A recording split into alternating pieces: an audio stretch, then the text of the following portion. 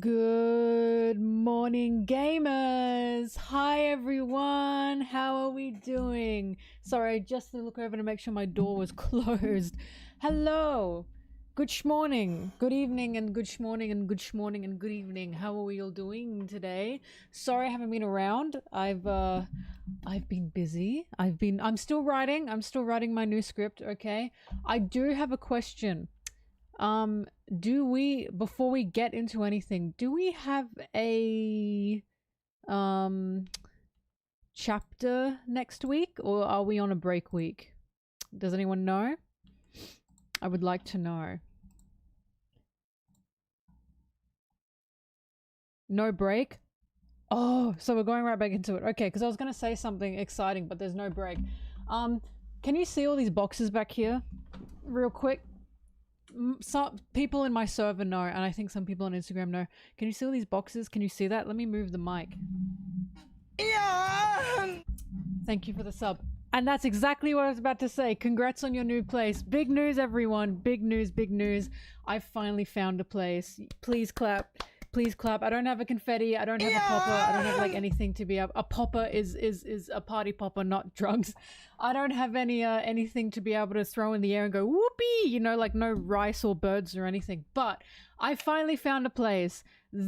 For the entirety of this year, quite nearly, I've been looking for a place. I finally got a place just before Christmas. So next, oh fuck. Yeah. No, that'll be fine. Next Sunday is going to be, thank you for the subs, everyone. Oh my god, thank you. Next Sunday is going to be my final stream in this environment. And next Sunday, when you see this stream, it's gonna be bare bones empty. Shit's gonna be off the wall. The curtains will probably be down. The bed will still be here at that point in time. But it's gonna not look like my room anymore because I'm moving to a new room and to a new place and to a new everything. Final stream ever. Final stream ever. Last stream in the pink room next week. However, the new because of course I'm gonna have an office, right, in the new place, an actual working office for this, just for this, right? I'm gonna be making sure to have an actual working space for this job. I take this seriously. And it's going to be a combination of an office and a Sunji shrine. I'm very excited. Who knows? Maybe I'll stream setting it up. Obviously, my computer and my desk and everything are going to be the first thing I set up. But that's all for not next week. That's all for the week after next. So not next Wednesday. Hang on. Oh God, no. It's Monday. Okay, so not the coming Wednesday, but next Wednesday I'm out of here, right? Next Wednesday, I'm gone. I'm in my new apartment. Very exciting. It's very exciting times. I'm super excited for it because I haven't been able to work. I'm sure a lot of you have noticed I haven't uploaded as many videos this year. I haven't been able to keep up with the chapter review streams as well. I haven't been able to just work to the capacity that I usually work at. It's because I've been looking for a place. It's hell. It's hell. It's horrible. It's so much paperwork. It's so much time that you don't get back, basically, because you're just looking from place to place constantly all the time. You have to check on how prices are doing and blah blah blah. It's horrible. But the search is over. It's done. Now all I got to do is wait to get my keys, and I'm moving. And I finally found it. So once I move into the new place, it's gonna be work. Just work. Like, I am excited to work. You know what I mean? I'm excited to get off my ass and work. Anyway, thank you, everyone. I just wanted to let you know it's been a hell of a time, but it's finally over, and now I can just wait until moving date, right? Just wait. Well, I say that, but I have to pack. Anyway, I will be getting a video out in December, by the way. I know this. I have to. I have to. So I'll be getting a video out in December, and then from then onwards, I'll be settled. I'm very excited for it. Okay, thank you. I just wanted to let everyone know the good news that has happened. And you will all see once I get my keys. My new apartment will have a Sunji figurehead like the Baratier. I wish. I can't do too much. I do have a balcony, and I was like, I could put like a Sunji thing here and have it wave over the balcony. But It's all it's all about what I can get, right? It'll be a pink apartment. It'll be pink, everything will be pink. Obviously, look at me. Oh my god. That's the thing I'm most excited about. I want the walls to be pink. I want everything to be pink. I can actually make everything pink. I can make my Barbie apartment. That's all I want. Right? It's all I need. We love pink, exactly. Sorry, I'm looking for okay, there we go. Oof, I was trying to fix my oh my god, I have another thing to show you guys. Hang on. We'll read the chapter soon. I missed you guys. It's come to my realization I didn't show you guys this. Hang on, I gotta get it. I was making a bag, right? And here it is. Here he is. Hang on, I gotta fix the badges. They have fallen. I use this bag daily, and I just realized I never showed you guys, which is crazy because I show you guys everything I do One Piece that's One Piece related. Like, for God's sake, it's my job. Sanji Eater bag. Thank you. I forgot the name of it. Because I went to a barbecue last night, so I smell like smoke right now. But someone saw this bag and went, "Oh my god, that's a lot of Sanji." Ta-da! Here he is. So most of this stuff I got from Japan. I was just setting it up. I got this little guy. I got this little bag chain.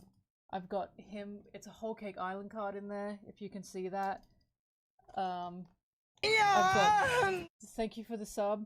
I've got this Mugiwara chips. Inside, there's something inside here. Hang on. This was a big hit last night. Someone was like, "Is there something inside there?" And I said, "Yes, there is."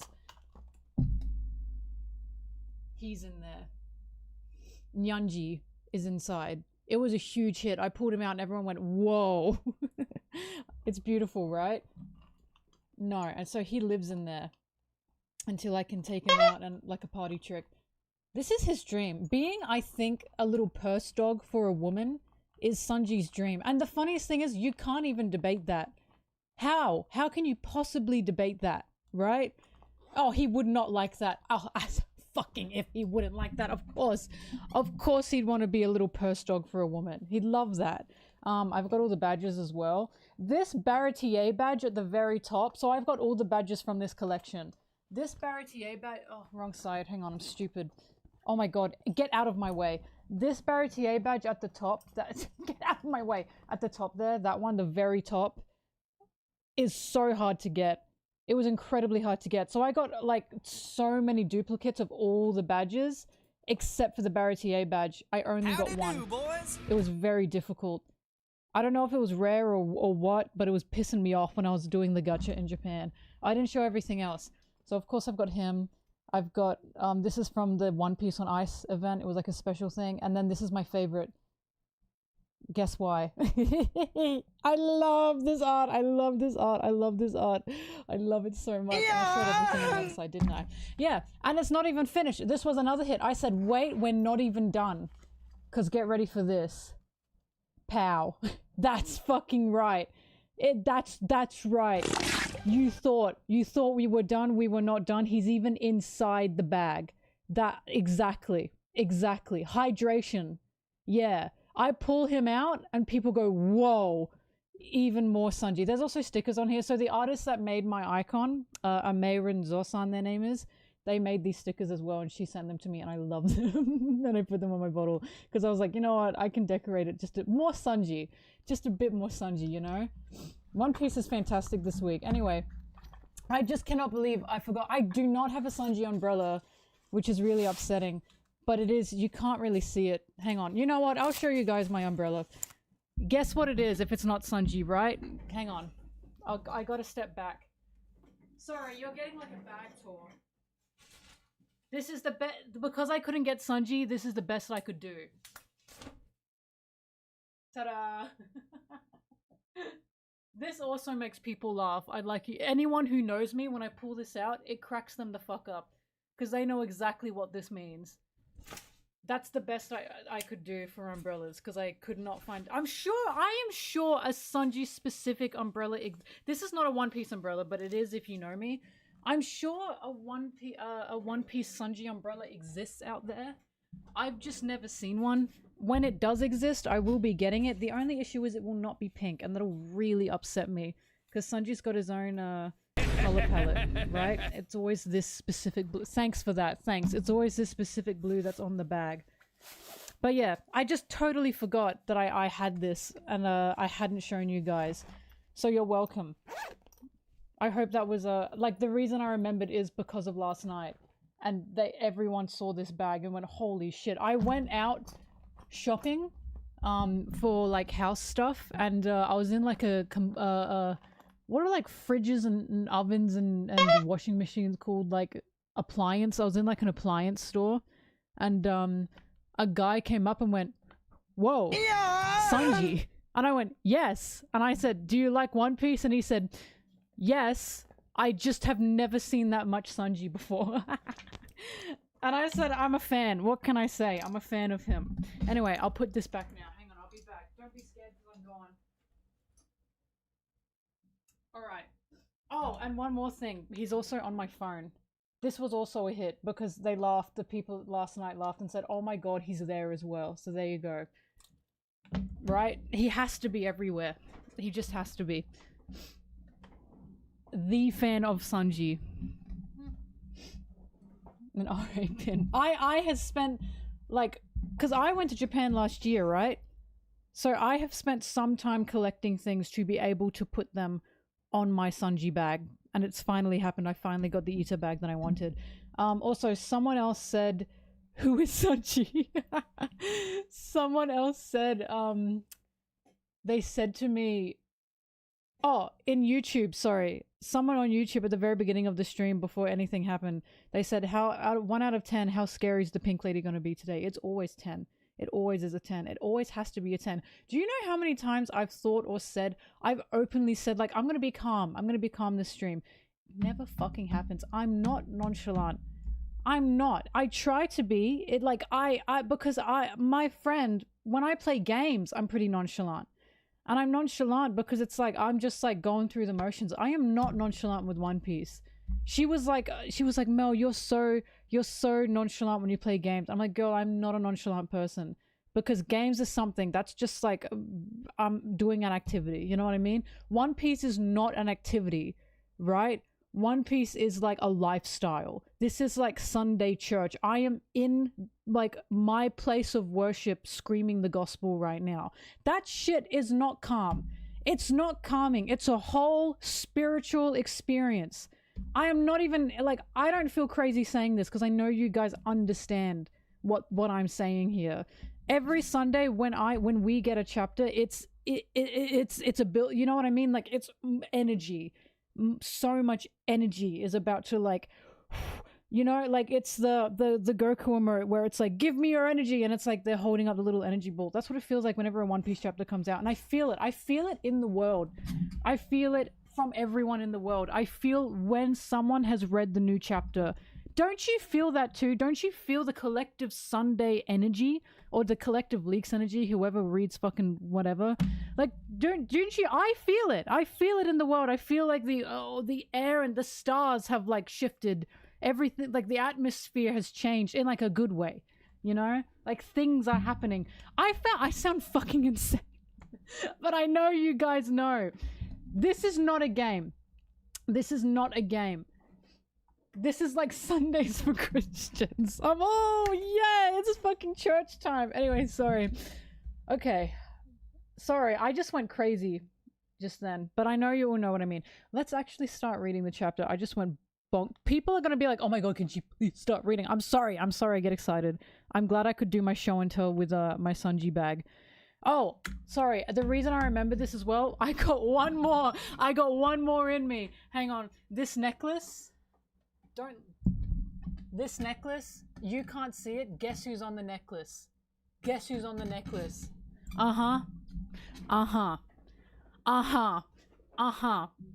He's on here. He's always on me. You know I've always got that fucking thing on me. Always. Without fucking fail. Like, it was just a huge hit last night. Because not only were we at a barbecue, I was drinking and I was like, oh, wait, I've got another Sanji. Hang on, I've got a Sanji. Hang on, I've got another Sanji. Constantly. right? And it always made people laugh, like, oh my god, I've just got this little guy on everywhere. He's everywhere. Anyway, I'm a Sanji obsessed fool. It's true. He would love it there. It's true. I'm literally Girth. Remember the scene where Girth picks Zoro, Nami, and Sanji up, and Sanji's like, yippee! That's what he's doing up here right now. He's incredibly content up here. And we all know he would be, right? We all know he would be. He'd love it. He'd just love it up here. I'm not shy, and neither's he. You know, I'm a Sanji fan. I accept this. I love him. I love him. I'm glad he's content. Sorry, anyway. He's in heaven. Yeah. Alright. Let's keep going. Mel is Bartholomew for Sanji. This is not a fucking joke. You guys thought I was like just a Sanji fan? This is not a fucking joke. It was never a joke. Ever. This is serious. This shit's serious, right? Sanji's like my favorite. I'm trying to think of like a biblical, like, I don't know, wise man. Well, I don't know. My favorite, holy ghost. I'm sorry. I really don't know. But he's my favorite from the Bible of One Piece, as you all know. It's not a joke. My golden idol. I love Pudding. I adore Pudding. I get Pudding.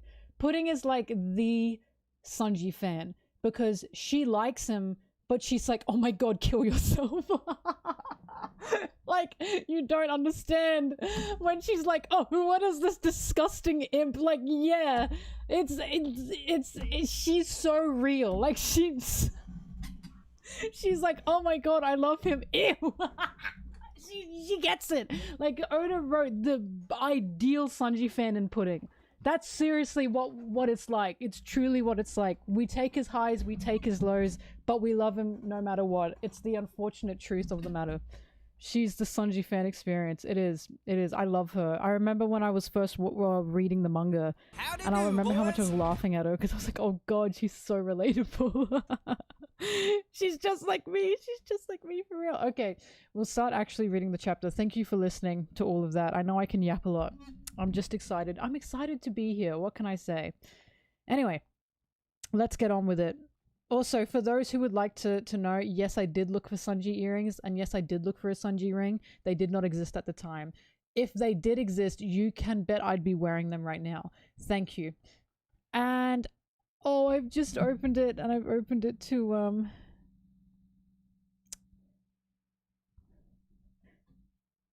color. Oh, the art is so sweet. Oh, the art is so cute. Oh my goodness, Sanji with Otama. Oh, he's wearing such a like 60s, 70s dad vest. Do you guys know what I'm saying? The vest that Sanji's wearing, that is such a, like, I have seen that in like the 70s. That's such a camp old-timey vest that I love. Oh, that is so cute. Oh my god. And of course, oh my god. Sorry, Zoro's cracking me up. I can't explain what he looks like without maybe upsetting people. He looks like,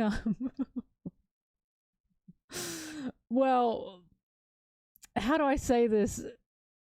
Fishing dude. Yeah, he looks like he puts like his photo, he's got a photo on, like, I was gonna say Tinder, but let's be real, it'd be Grindr. He looks like he's got a photo of a fish he's caught on dating apps. No, it is not. It's redneck. It does look redneck. He looks like he's gonna start hunting deer. Oh my goodness. I love him. I love him dearly, but it's cracking me up. What does his hat say? Cast off? I don't know what that means. I also don't know what Yamato's sweater means. Odin ni sorrow? I'm not sure what that means. Is it like I am Odin or something? Or Odin's the best? This is such a cute. I love the Fox Base Pro Shop. Yeah. They're big heads. They've kind of been a little bit chibified. It's really cute. Oh, it's Odin's quote. Okay, I'm an idiot. Oh, Sanji no Tom is really cute. Man. It's so cozy. This is just really cozy. It's for autumn, isn't it? Sorry, I'm looking. I love the art. I love the little three foxes dancing in the back as well. And Luffy wearing glasses? Bizarre. Who gave those to him?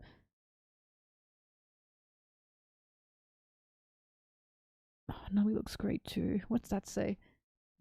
Any port. Okay, that makes sense. I'm not sure about her Jamiroquai hat. I don't know where that has come from. Like, everything else in the fit ties together, but the Jamiroquai hat is, interesting. It looks good on her, but it doesn't feel like it matches the outfit. She stole Kaku's hat? It does look like that.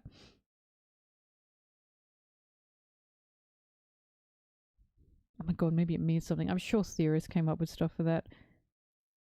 Based on a request, Yamato and Otama collecting fallen leaves and baking sweet potatoes with tanukis and foxes. Oh yeah, there are tanukis there. Oh, it's so sweet. Sweet potatoes are so good, by the way.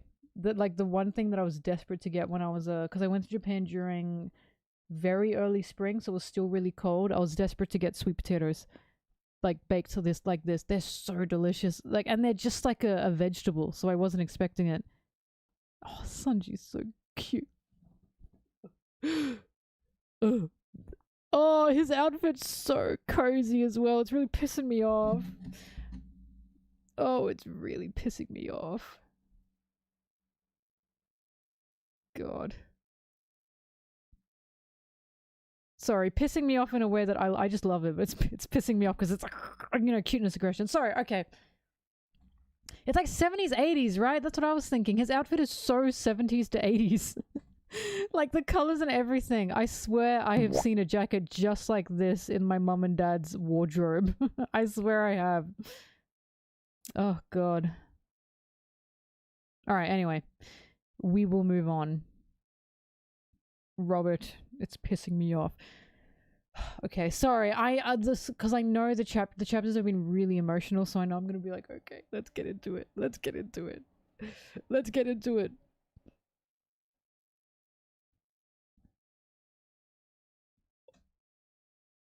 Oh fuck, he's still alive. Wait, pause real quick. I gotta go back to the last chapter to see what we ended out on. Oh my god, we just ended on the clash. Oh, I thought we were done with God Valley. Tricked me.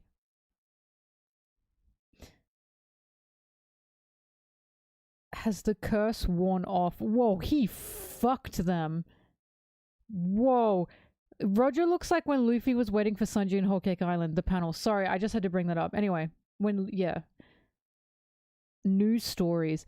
Sorry, I didn't read the chapter. Chapter 1166, news stories. Has the curse worn off? Will I leave this island alive? Oh, that's not good. Oh, that's not good. She's got Doflamingo's feather coat.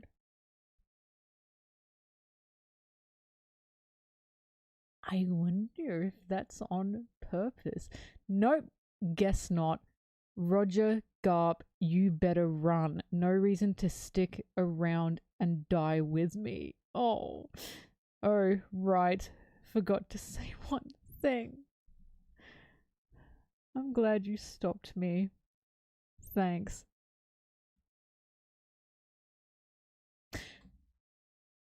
You know why this pisses me off? He could have ended it on the last chapter. That was already emotional enough. I was like, oh, his last words are, please kill me. But no, his last, or I guess thoughts are, I'm glad you stopped me. Thanks. Holy fuck. Yeah, he's smiling.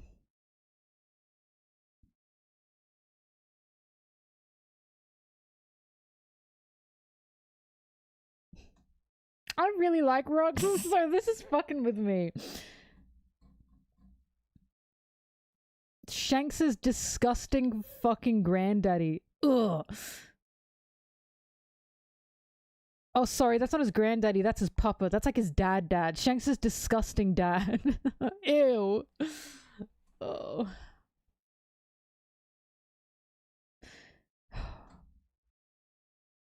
Oh, Gabon and Rayleigh. Where's Rox? You're worried about your enemy? You guys are my enemies too. And of course, yeah, he's carrying Garp. What happened to Rox, Rayleigh? They killed him. Oh. Roger and Garp are really like Luffy and Smoker. That's the best comparison currently that I can make. Because Luffy has also saved Smoker before. I mean Kobe of course, but I'm thinking of other Marines Luffy has actively saved. Smoker's the biggest one? Sorry, I just think that's a comparison. That's the biggest comparison to me. Smoker just and Garps, it reminds me of them. Anyway. Oh, they killed him. Hurry, the island's collapsing. Don't let the pirates escape. Roger's ship is on the move. Open fire. Absent from the pages of recorded history. Like a curtain falling on a stage, the island crumbled in upon itself and was shrouded in a deep, deep mist. Wow, he really looks like Ace there. He's just Ace with a beard. Wow, he really looks like Ace. Oh, and Big Mom. If I didn't have the fringe. I'm sorry, I see myself in Big Mom. Anyway, not like that. Not like that. Just big evil pink lady. I feel it, you know? Anyway, this is a broad account of what happened in the mysterious, obscure God Valley incident. Let's make our escape full speed ahead. Yeah. And that's, Roger's ship had black sails. I always forget about that. Oh, dragon. But after a brief moment of silence, a massive lightning bolt with countless branches split the sky. And with that, a number of new stories began. So the new stories of Whitebeard, Big Mom, Kaido, Dragon, Shanks, Guinea, Ivankov, Kuma, and Blackbeard. Yep, that makes sense. And I suppose, well, I mean, Roger died, and Garp's still around, but I suppose they still had new stories too. What was that?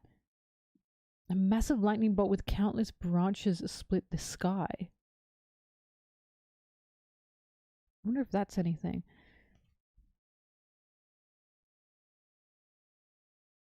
Also, Shanks in the chest. There he is.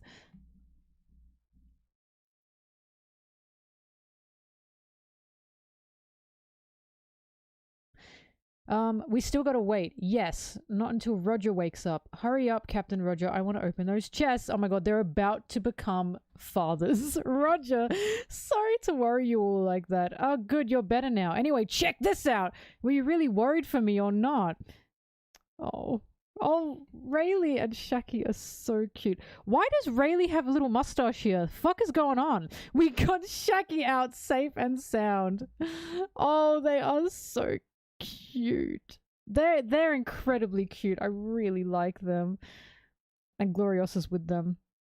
And we made off with all this treasure. Wow, what a haul. Sorry, I'm really liking these oh god. Sorry, I love Roger and Rayleigh and Shaki. It's like really they're just really cute. Fuck. After the shit Shaki went through, I'm just so happy for her. Alright. Everyone on their crew. The guy with wings is interesting. There it is. A baby! Sorry. Wow. That came from inside the chest. There's something in there. Careful when you open it. Why did he give Rayleigh a mustache? What is happening? Rayleigh does not have a mustache in the next panel. That's the Sanji. That's the... Guys, the Sanji tax. Oda was drawing on fucking autopilot. I'm telling you. He went, he went, oh, whoops. Whoops, I accidentally gave him a mustache. My bad. My bad. He didn't shave. No, on the very next page, he doesn't have a mustache. He doesn't have a mustache on the next page. He shaved between scenes. Shaki got rid of it immediately. She said, you're not keeping that. That's funny. It's just gone. It's in between, literally seconds. We're talking seconds, guys. That is so funny. I was like, why the fuck does he have a mustache? Oh my god. It's the tax, guys. It's the tax. I'm telling you, it's the tax. He was drawing on autopilot. He made a blonde, womanizing man and accidentally drew the mustache. And he went, whoops. My bad. Whoops, my bad. Anyway. I like the gulp, by the way. Oh god, Rayleigh's so fucking pretty.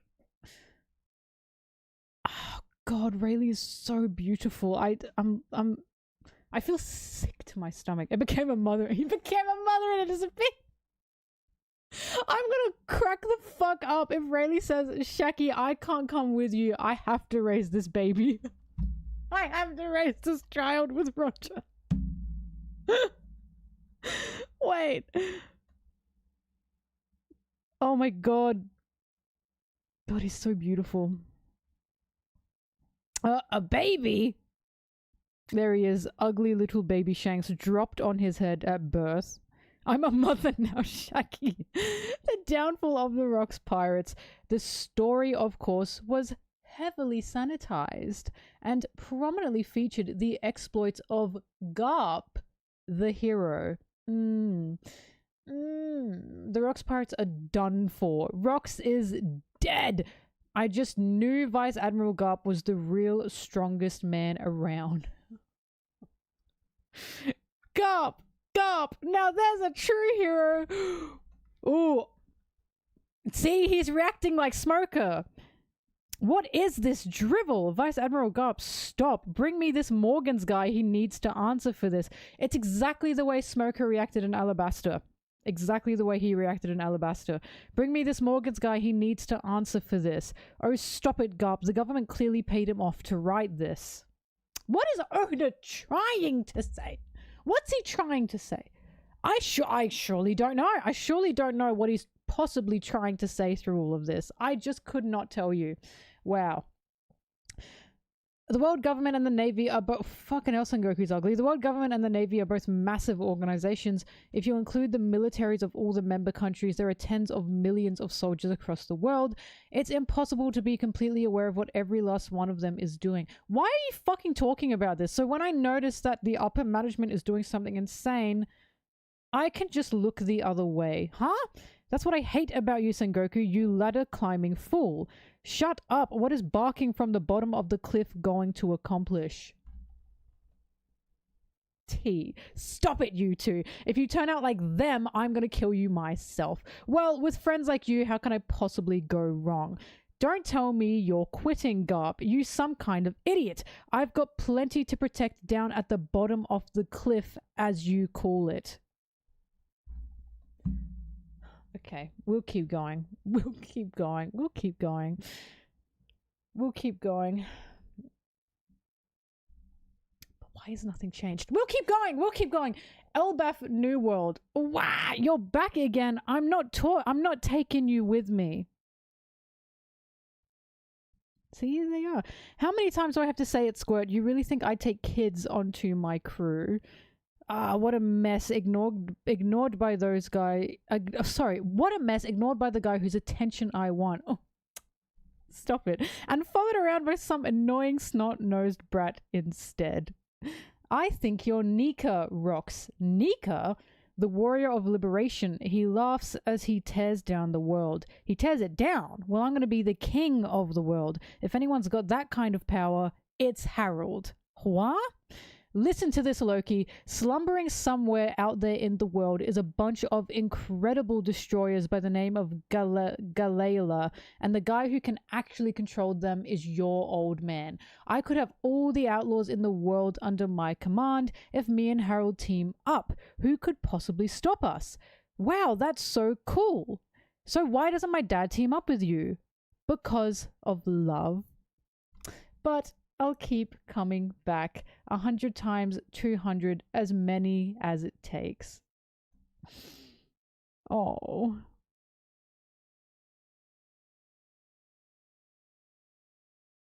I don't know what Galela is. I'm sorry, guys, but that's the Galila stuff, isn't it? Wow, he wants attention from him. Yeah, until he can't come back anymore. And that's fucked up. That is so fucked up because he talked to Imu about Harold. Oh, the Giant Thunderpunk Hazard, thank you. He talked to Imu about Harold and he literally said to Imu, leave them alone. He said, leave them alone, they just want peace. Like, Rox obviously figured that shit out. Like, we know that Rox was friends with Harold. It wasn't just a exchange, right? Because he literally said to Imu's face, leave them the fuck alone, they just want peace. Oh, man. No, he very much cared about him. Of course he did.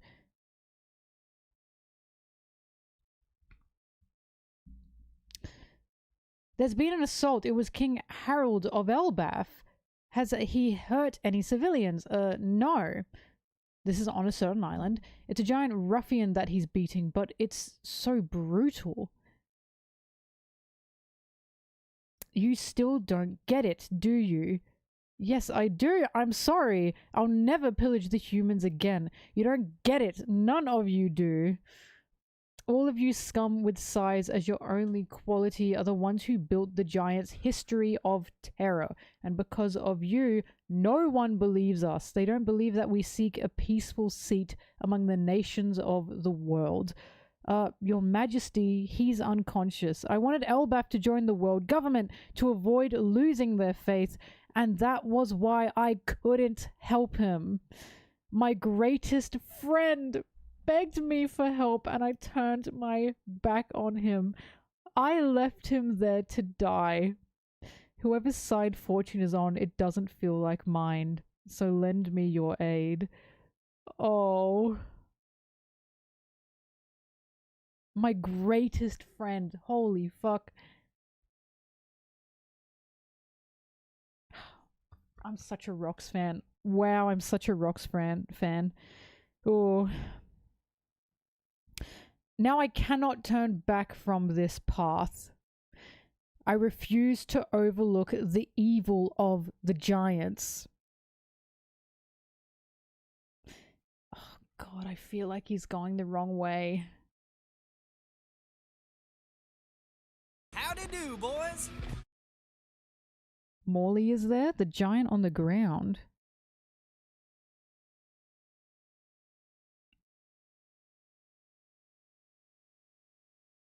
What am I looking at? Oh, he is too! Well, I don't know if Morley's transitioned out at this point. Sorry, she is there. I apologize, Morley. Because for all I know, Morley joined the Revs and was like, this is who I am, you know what I mean? Sorry, Morley, I did not mean to do that to you. Morley is there. I guess she is a giant. She must be. Oh, yes! It's happening! Yeah! Yahoo! There it is! There it is! There it is! Oh, the tea is here! The king of the giants becomes deranged. Navy HQ, underground cells. They put him in a fucking... thank you, dragon. Thank you, revolutionary dragon. Underground cells. I'm quitting the Navy, Dad. I know. And on that topic, I'm disgusted with you. Eat him up! Eat him up! Get his fucking ass! I'm disgusted with you! Dragon is the best fucking character in this series. I'm sorry. I'm done with it. I'm done with it. You're either a Garp dick rider or a Dragon dick rider. In this world, there are two dicks to ride. Mine's Dragon. You Garp, you can go over there, okay? I've got my dick to ride, and it's Dragon's, right? This is what's happening, okay? I'm just done with it. I'm done with it. Dragon is so real for that shit. That's all that was needed. Woo! Yippee! I'm disgusted with you. I know. Woohoo! That's all. The fact that I was like, no, they're gonna have a conversation, and I thought the conversation ended up being between Roger and Garp, right? But the fact that the conversation is Dragon going, I'm disgusted with you. Whoa! That is so yummy. Oh my God. In Japanese, it's more like, I hate, despise you. Holy fuck. I'm injecting this into my bloodstream. Oh, yes, bitch. I'm a guy who was raised by Fly right now. Oh my god. He literally said, Dad, your values fucking stink. Your values are bum ass shit. Like, oh my god. Dragon has truly been revolutionized. Always bet on the revs. Always bet on the revs. Always. My fucking goat. Oh my god. Oh my god. The fact Garp's like, I know. Like, really, man? Dad, why do you work for ICE? Like, oh my god. Oh, that... Oh. Masterpiece. I called it. I told you guys it would happen. I didn't realize it would be so cut and dry. I honestly thought it would be like, Dad, why are you stupid? Blah, blah. No, it was just Dragon going, I'm disgusted by. Like, holy fuck. That's crazy. That's crazy. Howdy do, That is boys. crazy. Oh my god. I really didn't think it would be so cut and dry. So, do people seriously still believe that Dragon and Garp still talk to each other because of that one line after this, right? Because of course so many people are like, well, why did Dragon give Luffy to Garp? Who the fuck else could look after Luffy? They still do. Why? But why do you think that? It's a mistranslated line is the thing. Like, I think Dragon can give Luffy to Garp and still not want to fucking talk to him. Do we understand?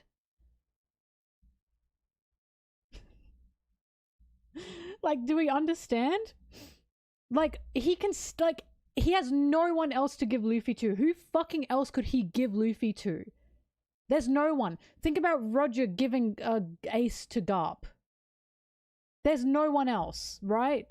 Crocodile. Dragon has some connections all around the world, yes, but this is his son.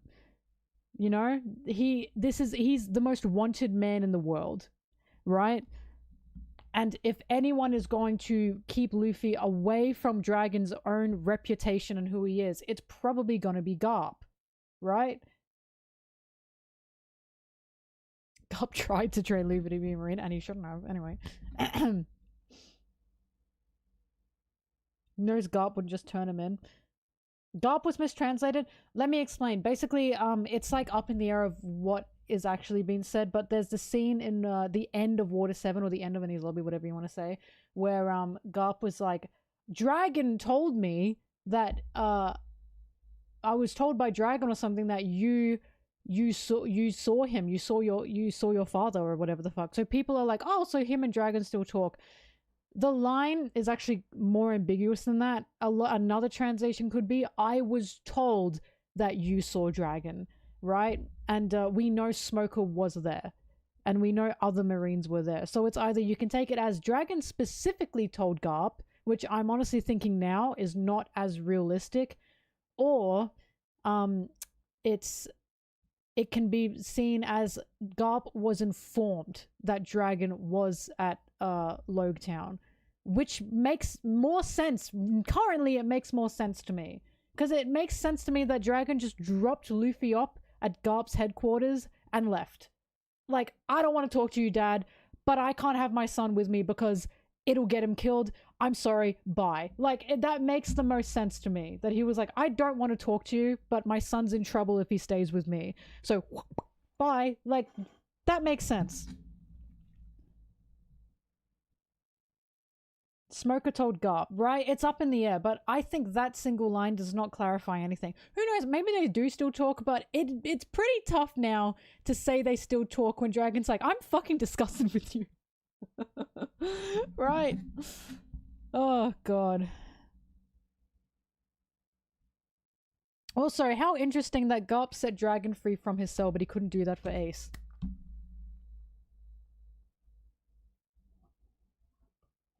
Whoa. Anyway. Harold, I've made up my mind, Ida. Chief Yarrell, it's time for me to set aside these half measures. Hairuden, Loki, you are my sons, and I love you both. I want you to work together. Yep, Elbaf's gonna be about them rekindling their well, like having a relationship. They never had a relationship to begin with, but they're going to. They're gonna become the two kings of Elbaf. I've been theorizing that since we found out they were brothers. I want you two to work together to support Elbaf after I'm gone. Navy HQ Marineford. Luffy burned that shit to the ground. Anyway, it's an Elbaf Royal Navy ship. What? I'm very sorry, King Harold, but I've been instructed not to allow you to land.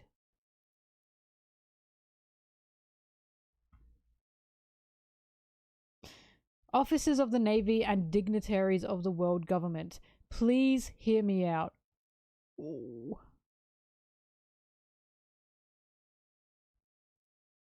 Ow. What? Yow!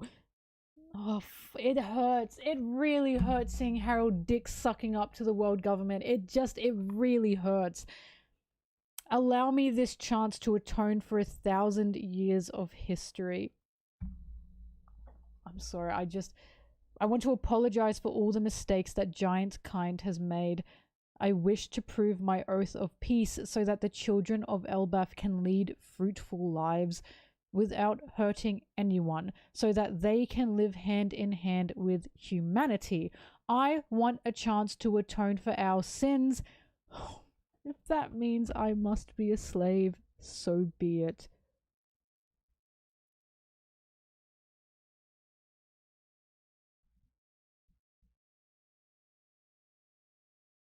That's really sad. There's something so cinematic about Harold saying, I want a chance to atone for our sins, and Imu was on the exact same page next to him in that panel. Because Imu's like the guy that has been sinful. Do you know what I mean? Like, Imu's the guy that has, like, well, we don't truly know, but it's quite clear to me that Imu is the reason we've had centuries upon centuries of oppression. You know what I mean? Like, the world has been thrown into this authoritarian, like, dictatorship where people just simply are not allowed to live because of Imu. And now we have a giant yelling, I'll be a slave if it means it. This is why it's like the history of the giants. I'm curious about it. I'm curious about if the history of the giants is actually true, or if the history of the giants was they were violent because the world said they were due to propaganda.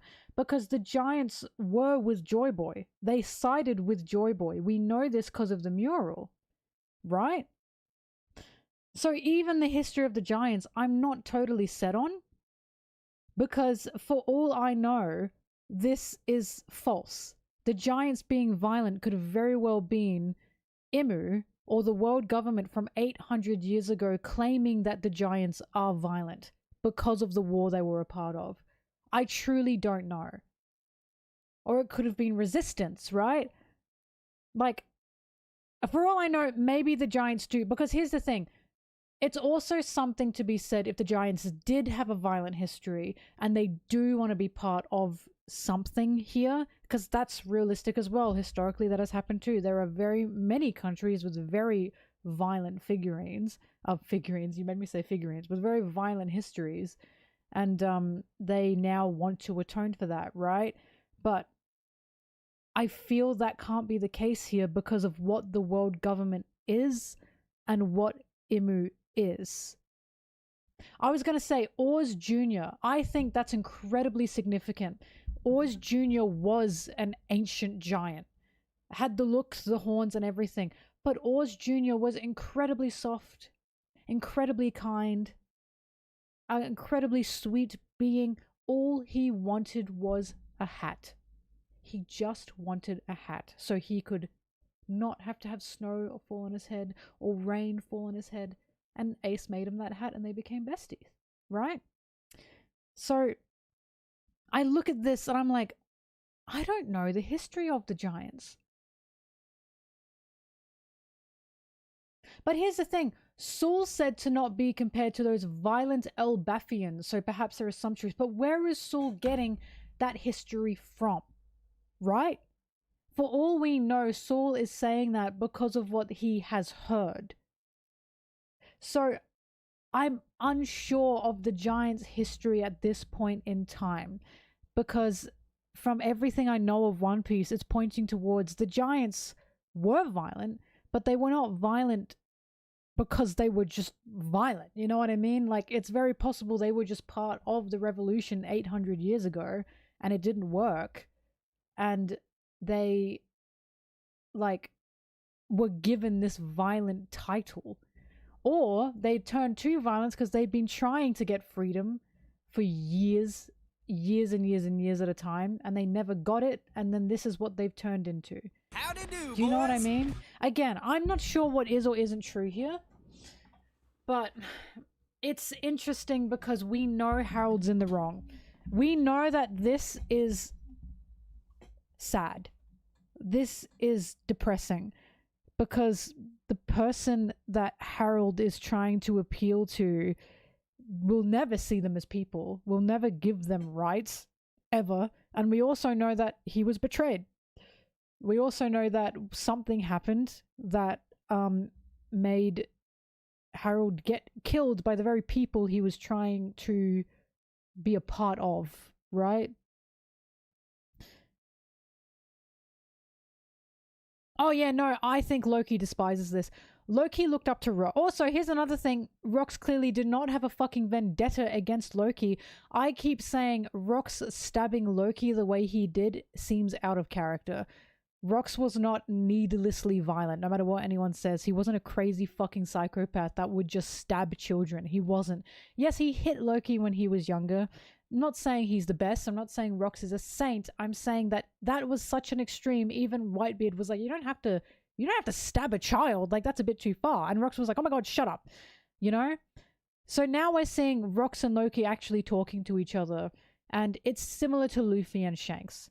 Right? Remember when Shanks was bullying Luffy? And Shanks was like, you're just like a stupid little kid. Here, have some juice. And Luffy was like, yeah. Like, Shanks was like nicer, but he made fun of Luffy. Like, Luffy even went to Ben Beck and was like, Shanks keeps fucking making fun of me. And Ben was like, no, he's not. And then of course we saw Shanks was making fun of him. But it's similar to Shanks and Luffy, right? Rox is teasing him, and Rox is saying, I'm not gonna have kids on my crew. The same way Shanks said to Luffy, I'm not having kids on my crew. So this chapter with Rox and Loki talking to each other further proves to me him just stabbing Loki like that is really odd, especially because he likes Harold. He loves Harold. These two loved each other. I'm not even trying to make it gay, by the way. I'm just saying, friend-wise, man-to-man wise, they loved each other. Harold said Rox was my bestest friend, and Rox wanted the Giants to have peace. He would come back time and time again because he was like, oh, Harold has the power to change the world. But we also know Rox was frustrated. He was frustrated because he saw Harold was giving in to the oppressors or trying to hold hands with the oppressors, and it really frustrated him because he knew that was not the way to go.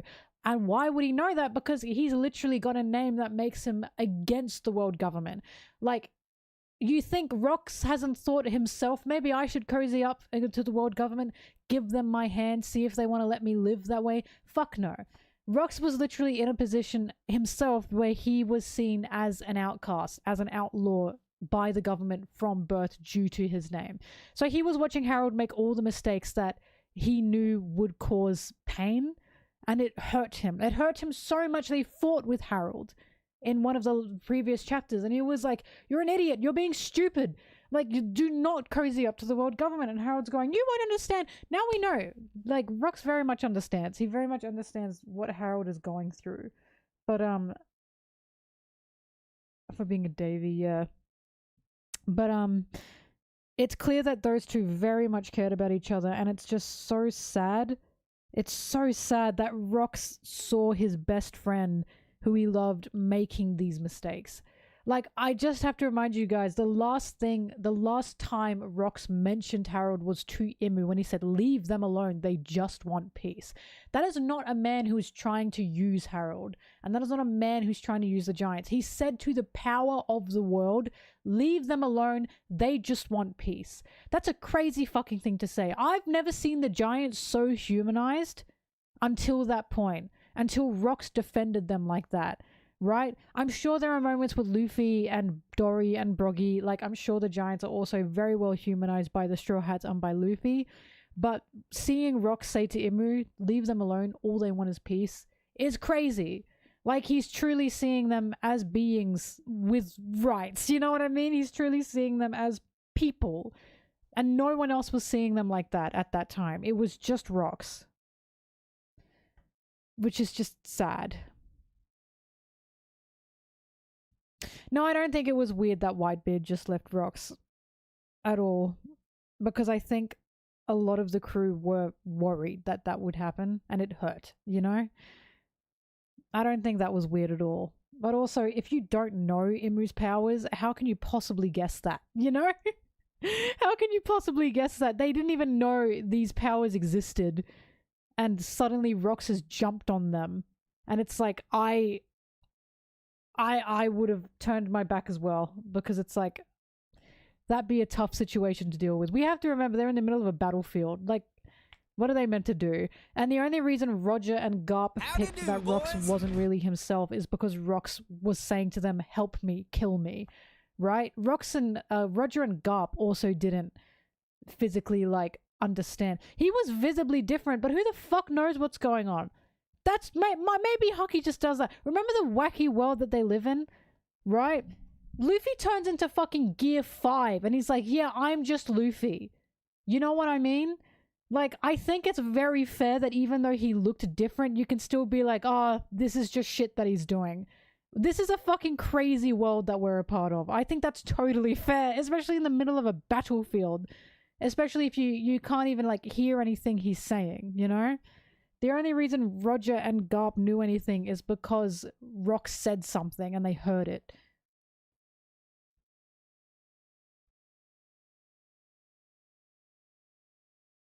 Sengoku turned into a giant golden Buddha in the middle of a war, right?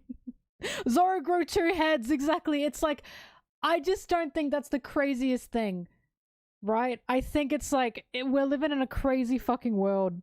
And Whitebeard was obviously already insecure about his position with Rox. He was clearly insecure about it because he said, is this really what we are? Right? Like, is this truly what we are to you? Have you, like, revealed it now? You know?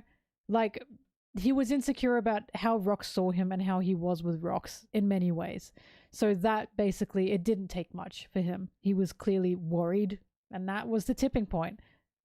Maybe he's got one of those great devil fruits going around. And also, hang on, pause. Kaido turned into a fucking dragon on God Valley. And you're looking at Rox and saying, they didn't notice? Kaido got a fruit that turned him into a dragon on God Valley. You seriously think they're, like, in that moment? You seriously think Whitebeard is looking at Rox getting fangs and wings and going, oh, like... This is what I'm talking about. I don't think it's crazy. I don't think it's crazy that Whitebeard didn't spot something. Because we literally have fucking Looneyville going on in God Valley.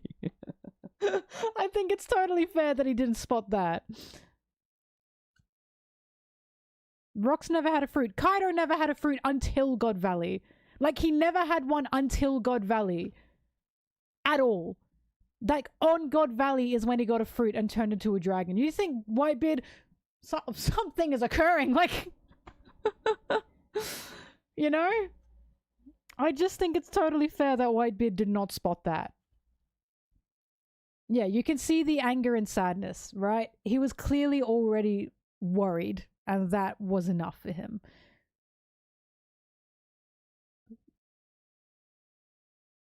I think it is a reader's privilege. It's a reader's privilege. Think about it from Whitebeard's position. A fight is breaking out. You're in the middle of a war. And then...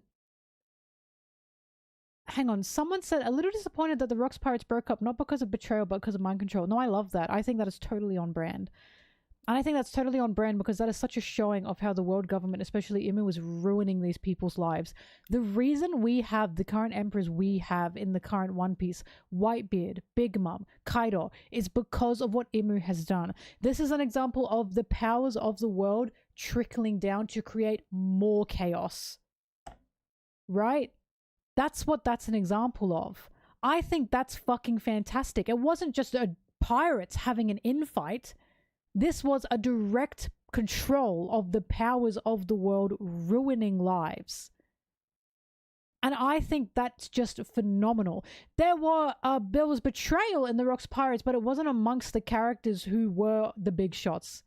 And I say this lovingly, who fucking cares about Shiki? I just don't give a fuck. The big powers of the world were Whitebeard, Kaido, and Big Mom, right?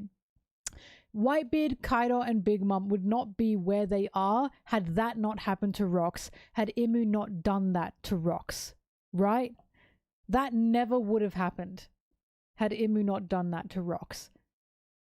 Like, Whitebeard obviously got a different end of the deal there, but Whitebeard wanted a family, and I think he was very insecure about the family that he had.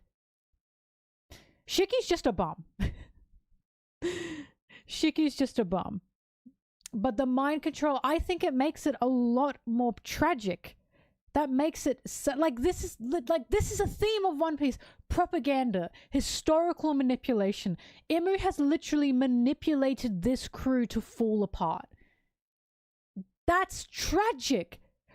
This is the tragedy that people want.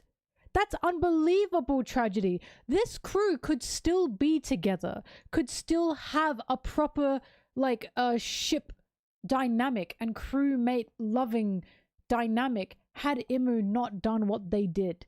Imu is the big horrible being and monster of this world at this point, and because of Imu we now have the Rocks Pirates as they are. They are broken, they are separated, they are tragic, right? Whitebeard obviously was in a good place with his sons, but he fucking died.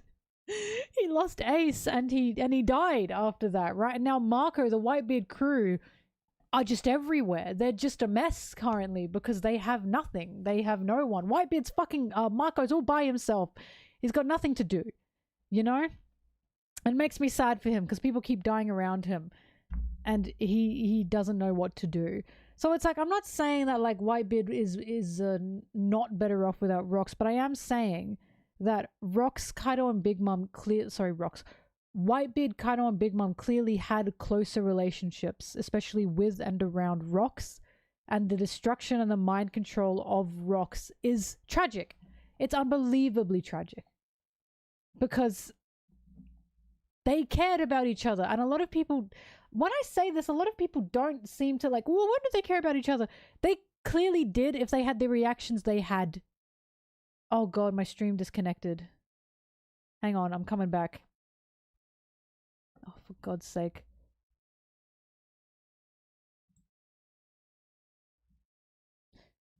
Oh, okay, I think we've returned. Sorry. I'm back. Please refresh. Where are my mods? Can they hear me? Tell everyone to refresh. I'm very sorry about that. I don't know what happened. Yeah! Thank you, everyone. Thank you for the subs. God, I sure hope when I move my internet gets better. Anyway, the world government got me. They did. The world government got me. For YouTube is fine. Damn, YouTube win. I wonder what happened there. Maybe it was a Twitch thing. Who knows? But I did blip. What were they talking about? Oh yeah, a lot of people don't seem to see what I see when I say the Rocks Pirates clearly had a familial feeling with them, and they did. Again, they wouldn't have had the reaction they did in God Valley is if they didn't have that closeness. Kaido's reaction was tragic to me when Kaido was what are you doing? He liked Rocks a lot. Rocks basically raised Kaido and told a lot of who and what Kaido should be, and once Rocks was gone, Kaido became directionless. And I really stand by that. Rocks' death really fucked Kaido up. Really fucked him up. in a huge way. But the difference between Rox and Blackbeard, Rox liked people. The difference is Rox liked people. I don't think Blackbeard really cares. Like, Rox cared about people. And again, so many people are, like, crazy about villainizing Rox to such a degree. And it's like, what Rox said to Imu about Harold and the Giants shows Rox cares. He clearly cares. Rox never had slaves. He never had slaves. Exactly. Right? Rox was against slavery, for one. Blackbeard is incredibly selfish. So Blackbeard, to me, is trying to replicate the powers of the world. Rox never wanted to replicate the powers of the world. Blackbeard is happy cozying up to the powers of the world, want to get what he wants sometimes, because he did do that with the warlord system. Just to, of course, then go against it to continue on. But he plays dirty, basically. Blackbeard is fine with playing dirty in like a horrible, horrible way. He's fine with taking people's rights and freedoms away from them. He doesn't want to cozy up to people. He doesn't really care about people. I do not believe Blackbeard at all cares about his crew, and we know that because of what he said to Kuzan when he was like, yeah, we don't have to like each other. He was like, we don't have to like each other, right? But we just need to want something. Rox wasn't like that. I don't think Rox had that belief. I do think Rox cared for and liked people. It's clear with Harold. Can't stay, but congrats on recent achievements and such. Oh, thank you, Danny. I appreciate that. Shonen Jump cover? Hang on, it should be here. But see, this is what I'm saying. So other people are saying, I don't think the Rox Pirates cared that much about each other either. I think they did. And the reason I think they did is because characters like Big Mom and Kaido just became fucked up after Rox died. Kaido is totally aimless. I think they were rough with each other, don't get me wrong. I think they were very rough with each other. But I still think they liked each other. I still think they had a kinship with each other, you know? Like, they were unique, but there's no way, not on the same level as the Straw Hats, of course not. The Straw Hats are totally different, but they clearly had a kinship with each other. They didn't hate each other by any means. They liked each other. They liked each other's company, right? Rox even said to them, like, you can fucking leave. Like, he said something to Kaido like, oh, if you think violence is the answer, you can just go. Like, he wasn't holding them fucking hostage the way people thought he was holding them hostage. At all. That's a myth. He wasn't doing that. They could literally get up and go if they fucking wanted to. And they never did. And I do not think Rox was fucking holding them hostage. They cared. They were just rough with each other.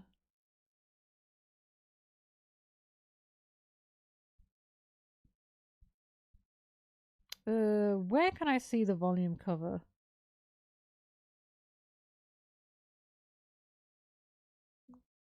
How dare they not show it to me? Oh my god.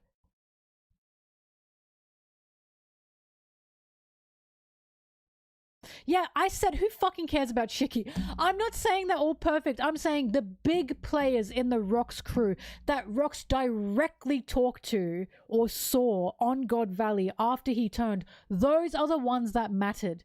He didn't fucking talk to Shiki. He didn't fucking talk to John. Right? I'm talking about Big Mom, Kaido, and Whitebeard.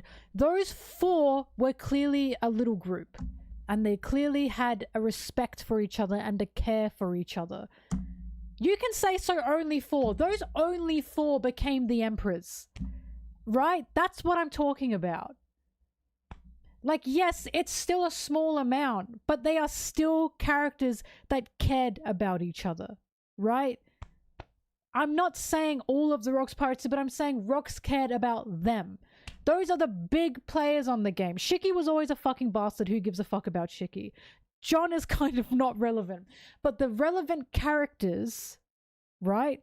The relevant characters of Rox's crew who became the emperors are the ones that Rox had that direct relationship with.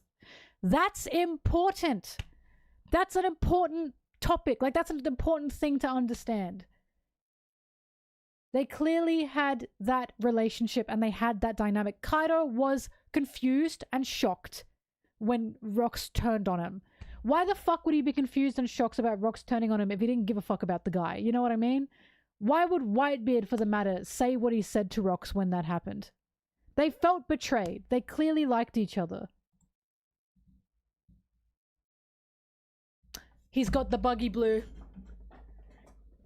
He's got the buggy blue.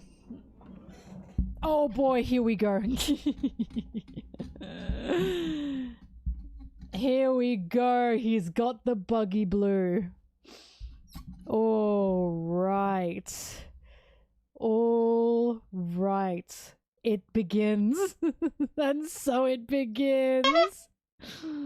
Oh, brother. And so it begins. Anyway, look, my point is, if Whitebeard, Big Mom, Kaido, and Rox didn't all care about each other, we wouldn't have gotten the reaction that we got. They wouldn't have been shocked about what happened. They wouldn't have even given a fuck. They would have ended up in better places if they hated their fucking captain. Like, but Kaido and Big Mom clearly ended up in horrible areas, and Whitebeard wanted the family that he couldn't get, that he thought he could, right? That's what happened. Like, this is a captain that they liked. They respected him. They had the opportunities to leave and they didn't. And they lost him, you know? Like, that's relevant. That's significant. Thanks for that. Hi, Luffy. They were surprised because it didn't make sense to them. If he didn't fucking care about them, why wouldn't that make sense to them? Why would they have the reactions? Like, why? Like, if you don't care about someone and they don't care about you and they betray you, how would that fucking surprise... Seriously, how would that surprise you? How would that surprise you? I'm asking you seriously. How in the world would that surprise you? If I didn't care about you and you didn't care about me, we hated each other and you stabbed me in the back, I'm not gonna be like, whoa, why would you do that? I'd be like, okay, yeah, expected. Like... This is what I'm talking about. That's what we're talking about. Because he turned into a giant demon when he switched up. No one was surprised when Shiki threw a bomb. Exactly. Shiki was the bum here. Shiki was the bum. I'd be like, fair enough if I didn't care. No one fucking likes Shiki. Shiki, like, who cares? But again, we're talking about the big players. We're not talking about Shiki. Shiki is not relevant in the current One Piece age. I'm just saying.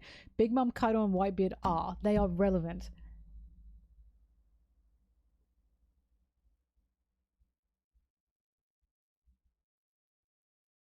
Again, I'm not saying they're perfect, guys. I'm not saying they're like other crews. I'm not saying they're like Straw Hats. I'm not saying they're like Roger's crew. I am saying they clearly cared about each other to an extent. They had to.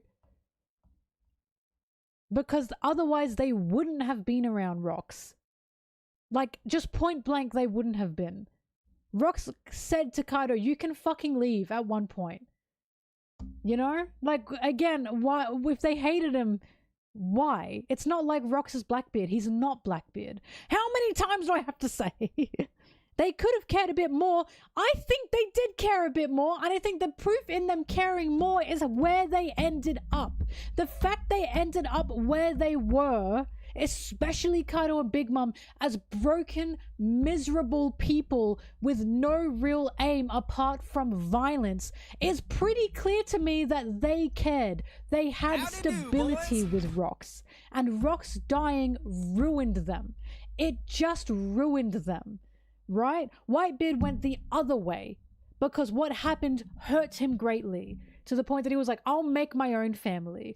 This is what I'm talking about. Big Mom seems pretty content. She is not content. Are you kidding me? She's a horrible fucking person. Like, absolutely horrible. Content is like, I would not say content. Like, I'm also talking about where she ended up, where they ended up. They ended up in pretty fucking horrible situations as pretty horrible people. And we know Rox wasn't about that. We know Rox wasn't about that kind of violence, about that kind of senseless violence. That is not what he was about. He even said to Kaido, that's not what we're about. That's not how we do things, right? They ended up where they were because they lost Rox. Rox was something stable to them. Like, again, there's a theme in One Piece of when you lose your crew, you kind of lose yourself. Like, when you lose your captain, you lose yourself. There's multiple captains in One Piece that have been killed and the crew just kind of collapse. They totally collapse. That's what happened to Rox's crew. They just collapsed and they ended up in different areas that were either compensation for what happened, which would have been Whitebeard and he died in the end, or they ended up on horrible, horrible, horrible paths. You better lose yourself. You can't be speculating and then call out others for speculating. How am I speculating when I'm saying what happened to Kaido and Big Mom? Real quickly. Like, I'm sorry, what am I speculating exactly? I've told you their reactions to Rox. I've told you the way Rox basically raised Kaido, talked to Kaido, told them how we work with Kaido. Told you where they ended up. Oh, you're not talking to me. Fuck, I'm so sorry. I'm just so used to people. Sorry, I'm so used to it. I'm just so used to it. I'm so used to people saying I'm the hypocrite. And then I'm like, where? Where? When I'm telling you panel for panel what has been happening. Gecko Moria is a huge one. Gecko Moria is literally the example of what grief does to a person, how grief ends up with a person, right? What literally, what you turn into with your grief, exactly. Like, again, there's such a huge theme in One Piece of how a captain is the heart, basically. And when that captain is gone, you're gone. And I see that in Rox and Big Mom and Kaido, and to an extent Whitebeard. And again, Whitebeard had a fantastic family, he had a fantastic life, but he was clearly hurt by what Rox did. Clearly hurt. They cared. I just think it's crazy to say that they didn't care, personally. I really do think so. That's why Harold went insane. Even Harold's going insane. Harold has lost Rox and he's fucking losing it. He's literally going insane. Right? He's going fucking cuckoo bananas. He's tearing out his own horn saying, I'll become a slave. He's just losing it. Rox was so important to so many people. And this is what's happening.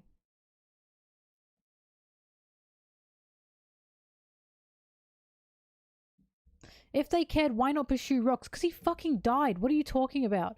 What?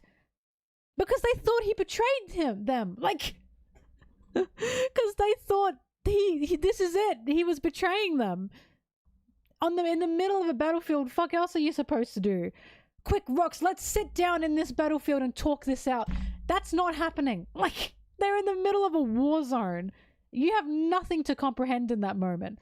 He was clearly not himself. To us, right? To us, we are seeing what is happening here. Again, like, he was beating up Kaido. He was beating up Big Mom. He was beating up Whitebeard. They couldn't have a time to react or to think. They just had to fight him. Roger and Garp could do nothing but beat his ass. Like, are you seeing what I'm saying? They couldn't pursue him. They'd be killed, basically. Like, it's just, what do you want them to do? Like, this isn't like you. They didn't know. Like, they were fucked. They were just totally fucked. But I do not believe they were dumb, is what I'm saying. The only reason Roger and Garp picked it out is because they heard Rox. They heard Rox saying, help me. That's why they picked it out. Again, we have the ability as readers of understanding, right? What Imu's powers are. We have to understand. They don't know Imu. They don't know Imu can do this. They don't even know this power exists. And in the middle of that battlefield, it's like, oh, let's figure this out. He's fucking swinging on him. Like, I just don't, like, what, it sounds fantastic when you sit down and talk about it. But when we're talking about the events that are happening, like, in seconds, and they don't know Imu exists, they don't know Imu's powers can do this, what exactly are they supposed to do? What are they supposed to think? Rox turned on them, he died. Like, there's nothing else they could do. For all they know, he just lost it. He could have made a deal with Imu for power. Just anything, right? It's just, I do not think it's them being dumb. I think they're in the middle of a battlefield and that Rox has had something used on him that they've never seen before. They don't even know this exists. You know? They have no clue. I just think, I don't know, I think it's unfair to be like, why didn't they pick this out? It's like, I don't know, geez, if you're in that situation, what would you do? What would you think? You'd have seconds to think while this person's wailing on you in the middle of a battlefield. It just feels like, because I know everything, I know what to do. You know what I mean? They don't know everything. He was answering Whitebeard's questions too. Exactly. They're in fucking Looneyville and you want them to be sane? Like, that's what's going crazy right now. Oh, they also thought that was Saturn and not Imu. That's also something too. They don't even know that was Imu. They thought that was Saturn. They sure fucking tried.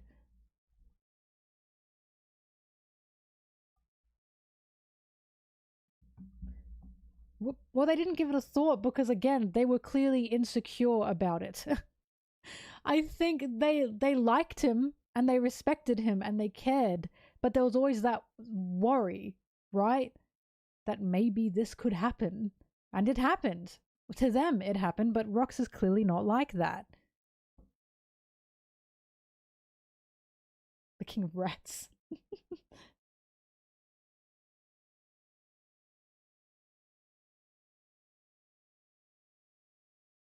They were all standing right there when Imu Domi reversed him. Yeah, and all the giants also watched Dory and Broggy get Imu reversed, and they're going, whoa, what's happening? Like, again, guys, they don't know what this power is, what it does. They have no clue about anything here. Right? Again, I'm not saying Rox is a saint. I'm just saying this is in the middle of, like, a war zone. And this is a crew that is rocky, haha, but they still care about each other.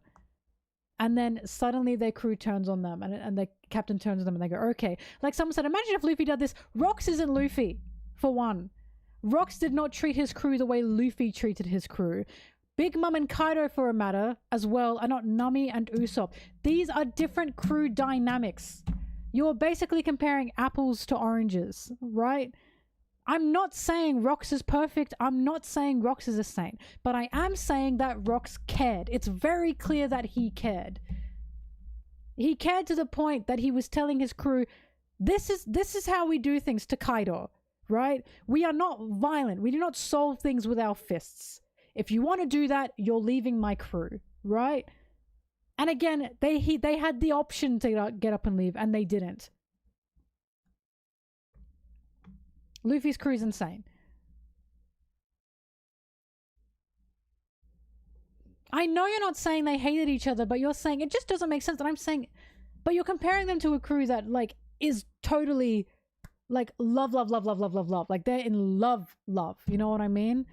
Like, that, again, that's an unfair comparison to make, in my opinion, because it's like, you cannot be comparing Luffy and his crew to Rox and his crew. You just can't. They are totally different dynamics.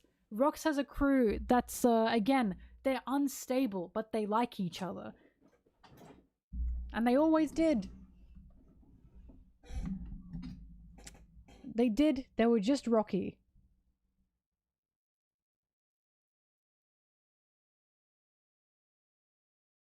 Fucked with each other constantly. I mean, Big Mom and Kaido fucked with each other. They like each other. Big Mom and Kaido literally, like, I nearly said fist each other.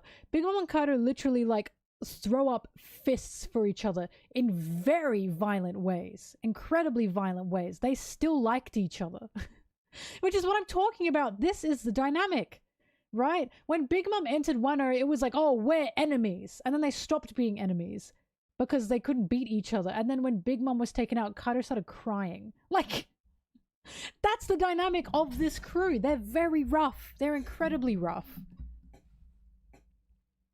Do they have the choice to leave when it's a Davy back recruit? If the manga tells us anything, yes, they do, because Davy, Rox was literally like to Kaido, you can, like, if you don't agree with me, you can just fucking go, basically. Right? There's nothing to really indicate that they are forced to be there, at least not from what I can see. Especially when Whiteby was like, I'm leaving. Like, you know what I mean? But I don't know, who knows? Maybe we'll get more information on it. There's the door.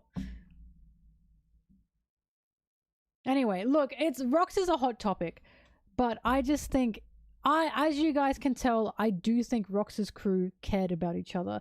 And I also like to view it in that sense, because if they didn't, Rox turning on them through mind control would just be like, oh. And you know why it'd be like, oh? Because, oh, well, he would have done that anyway. If that crew didn't care about each other, and if Rox didn't care about that crew, what's the point of the mind control? That's my point. There's no point in the mind control if he would have just betrayed them anyway because he just didn't care. Or they just didn't care about each other. The mind control would be rendered nothing otherwise. But we were being shown constantly that Rox had solid values. He had ideas of his crew. He had a care for his crew and how to guide his crew. Just so when we got to the Domi Reversi, that hurt.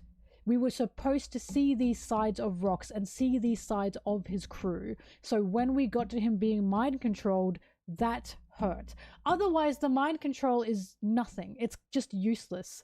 And I do not believe Oda's writing like that. I do believe we were supposed to see a crew that is on the edge. They're rocky. They still have this dynamic of caring about each other, but that mind control betrayal just was the end of it. It just ruined them. And there's nothing that can take that back. Nothing that can take that back. I mean, I can ignore the rest of the crew because once again, they weren't big players in the game. They just weren't big players in the game. Again, it's incredibly significant that the ones we are focusing on are Whitebeard, Big Mom, and Kaido. Those are the three that got the reactions, right? And again, it's for a reason. It's just for a reason. Because otherwise, why, right? The ones that became emperors, exactly. The ones that were relevant in the current day in a big way, in a very big way. Those were the three that we needed to care about. Anyway,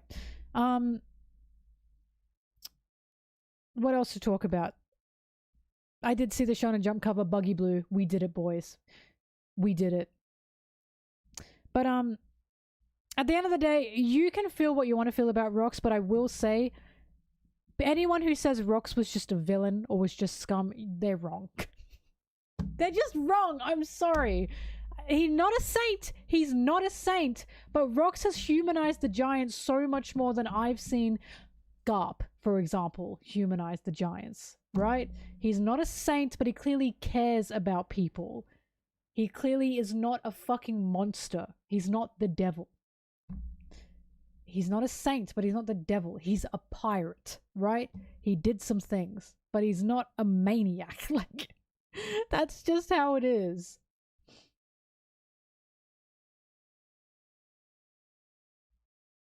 Rox beats paper. That is so true. Let's talk about Dragon.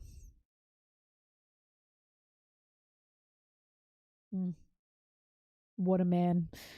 Oh my god.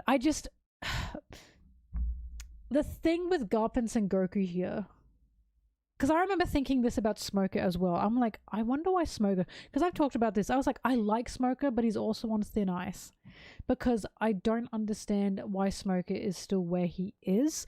And I think the same thing with Garp, because it's like he's saying, I have to protect the ones at the bottom of the cliff.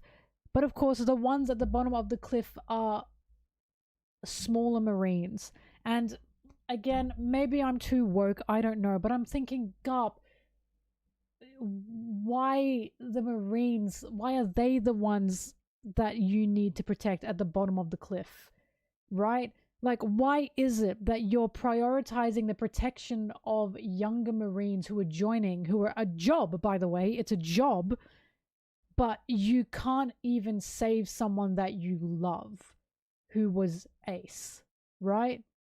Why is that the case? I'm just not sure about it, because it's like, again, I talk about this where it's like Garp has a real issue of prioritizing the uniform. Some people don't agree with me with that, but I think Marineford was pretty well proof of that there is a priority of the uniform that Garp has. Again, his animal is a dog. And you can't teach an old dog new tricks. And it's like, it's just, my issue with Garp is he's saying, how dare you climb the ladder? How dare you do that? And Sengoku's saying, I'll just look the other way. And Garp's going, how dare you look the other way? And it's like, but aren't you doing the same thing? In a sense, you're part of a military that carries out genocides and carries out slave trade, and you're not doing anything in any way to truly help those people, right? Like, that's what gets me. That's why I'm like, he's kind of a bit of a hypocrite. Because it's like, the fact that these two are still friends as well, there's a complicity from both of them that gets me. Hang on, what did they say? Also, what was Sengoku fucking yapping about here? The world government and the Navy are both massive organizations. If you include the militaries of all the member countries, there are tens of millions of soldiers across the world. It's impossible to be completely aware of what every last one of them is doing. So when I notice that the upper management is doing something insane, I can just look the other way.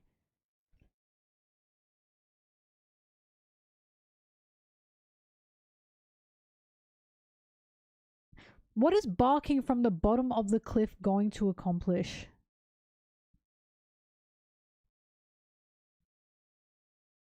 It's just...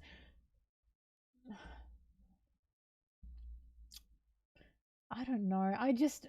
Because I feel like I understand... Because here's the thing. I'm going to say something crazy.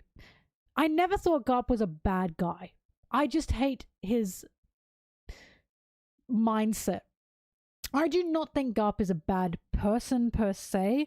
I just think he's a little bit brainwashed, right?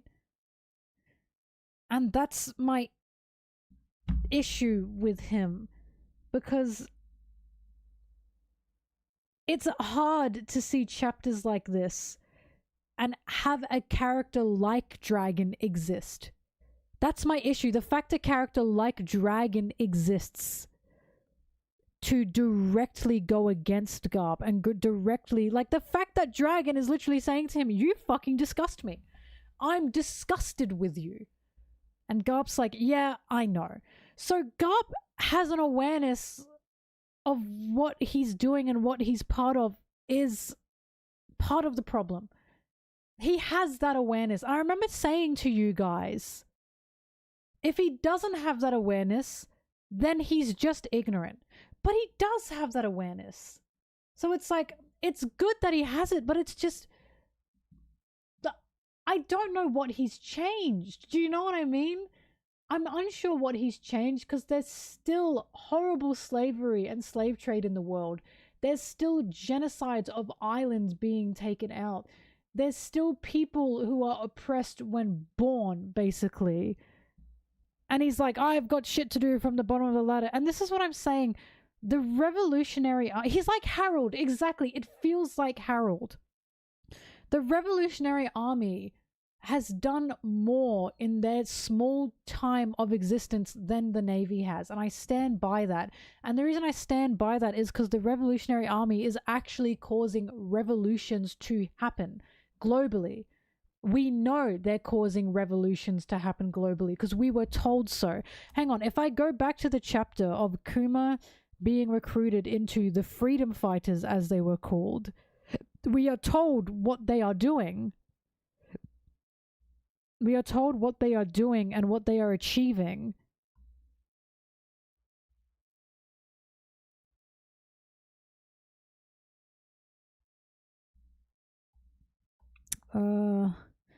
It was before Bonnie.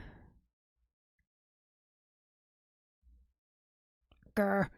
So I was on 10.99. It's gonna be like 10.95.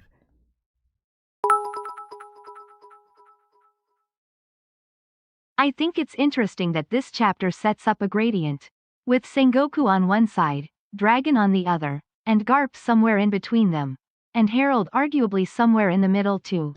Yeah, Garp and Harold are definitely in the middle of things. That is interesting. We have a character like Harold who's trying to work within the system, and it clear that's why it's like we have a character who is Harold who is working within the system, and it clearly went against him, right? And it ruined him. So now I'm looking at Garp and I'm like, what else am I supposed to think here? You know what I mean? I just don't know what else I'm supposed to think in these in when I see Garp. I just see a guy who's not fully committing to me. Especially, again, when Dragon exists, it's hard to say Garp is doing all he can, because Dragon has barely any power. Barely any power. And he's made a world-changing revolution, right? He's pushing for revolutions all over the world. And he was no one compared to Garp. Hang on, I'm looking for the chapter that says everything the freedom fighters did. Very familiar with this mentality. I know friends and family members who fell for the propaganda. People think they are able to change the system at best, or they are the one of the good guys, or that when they will be put under pressure of an illegal order, they would act differently. That's why I didn't join the military. It corrupts your humanity.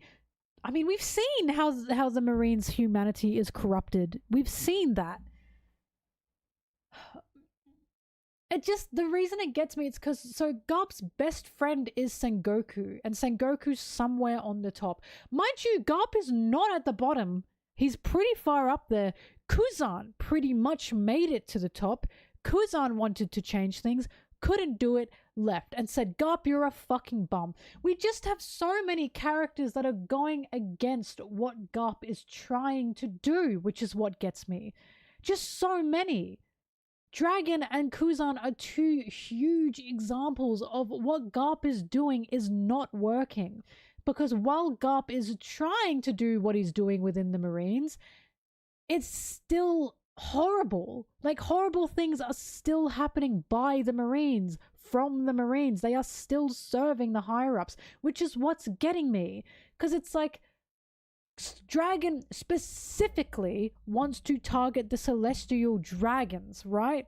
The celestial dragons are the root cause problem of everything. So when I look at Garp, I'm thinking, why do you not want to go for the celestial dragons? Why instead do you want to be more passive in your role and just go, I'll just take in the grunts and I'll try and change their minds? When there are Marines younger than Garp who are fucked. They are just fucked. They are disgusting people. So it's like, I don't know. My issue with Garp is I look at him and I'm like, your own son is trying to take out the root cause of the problem. And you're saying, nah, I'm not doing that. I'm actually just going to stay here and recruit more Marines and tell them this is what you should be doing. And it's like, shouldn't you be giving more resources to your son, who is trying to take out the root cause of the problem, the thing that you despise the most, instead of taking in more grunts that will, in the end, have to follow the world government law? That's just what gets me the most. It's like, I am not seeing currently much change. I've seen Garp has tried twice, failed twice, and now Kobe is his last resort. And that's why he's desperate to keep Kobe. But now even Kobe is like, sorry, Luffy, you can't have the One Piece. And it's like, so what's going on? Like, you know what I mean?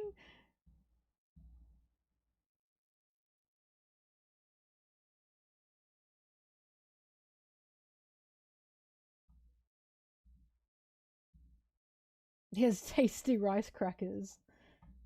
Anyway, I found the chapter about what the freedom fighters are doing. And it says, the freedom fighters led protests in countries around the world after the arrival of the great era of piracy and the tragic fall of O'Hara after the arrival of the great era of piracy and the tragic fall of O'Hara, the group took up arms. And with the addition of Kuma to the twin pillars of Dragon and Ivankov, they underwent a transformation and became the revolutionary army the world would later know and fear. So Dragon, with so little power and so little strength and nothing, basically, created protests of revolution, of freedom, of truth around the world, right? He did that in how many years' time, right? He did that in, I'd say, the span of 10 to 15 years, right? He is actively changing things. And I talk about this so strongly.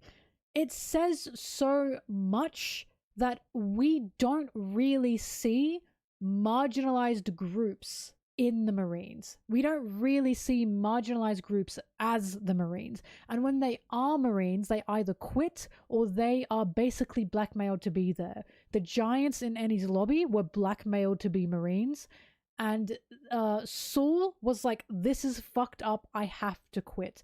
But when we look at the revolutionaries, they have everyone of every race, of every culture. They have fishmen, they have minks, right? They have giants. We now know Morley must be a giant because of what we just saw in this chapter. So when I tell people about this and I look at Garp, it's like, I want to like him. I am not blindly hating this man. I want to like him. But my biggest issue with Garp and my biggest issue with the Marines are, if I were in One Piece's world and I were a giant and I were a fishman and I were a mink, who could I trust? You can't trust the Marines if you are of an oppressive or oppressed race in One Piece. You just can't. And it's fine if Garp is a good guy, but one good guy does not fix the entirety of the Marines is the issue. Garp's singular actions are not everything, because we are seeing the actions of the Marines as an entity.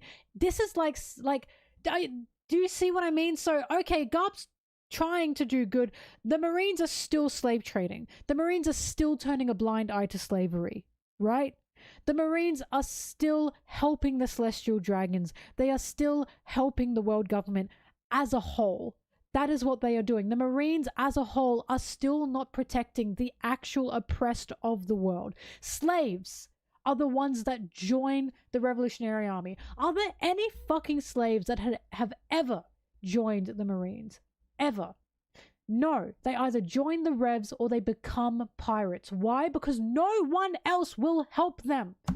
No one else will save them. They are of the bottom of the fucking barrel of this world. A slave cannot go to a Marine to be saved. They cannot. Maybe Garp can save them and help them in the moment. After that, sorry, nothing I can do, right? Maybe he can help a slave in the moment. But if that slave is then handed in,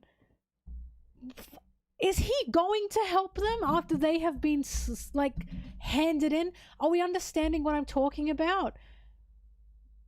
Like, I do think Garp has a good heart.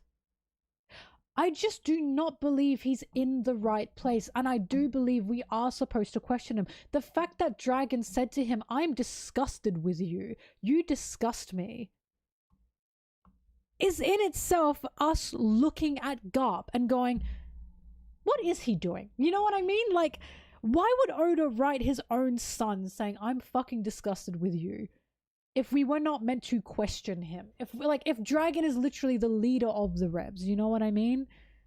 Like, it's tough to view Garp through a non-passive lens, I want to say. Like, because I'm watching his son literally be a revolutionary. He's literally he's been radicalized. Dragon is so radical.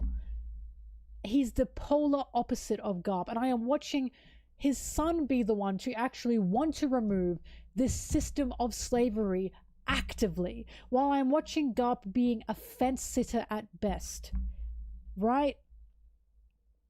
And that's truly the issue. It's just truly the issue. Because it's like he says, "I don't like the celestial dragons," but then he also doesn't actually do anything about them at all. Dragon is actually trying to do something about them.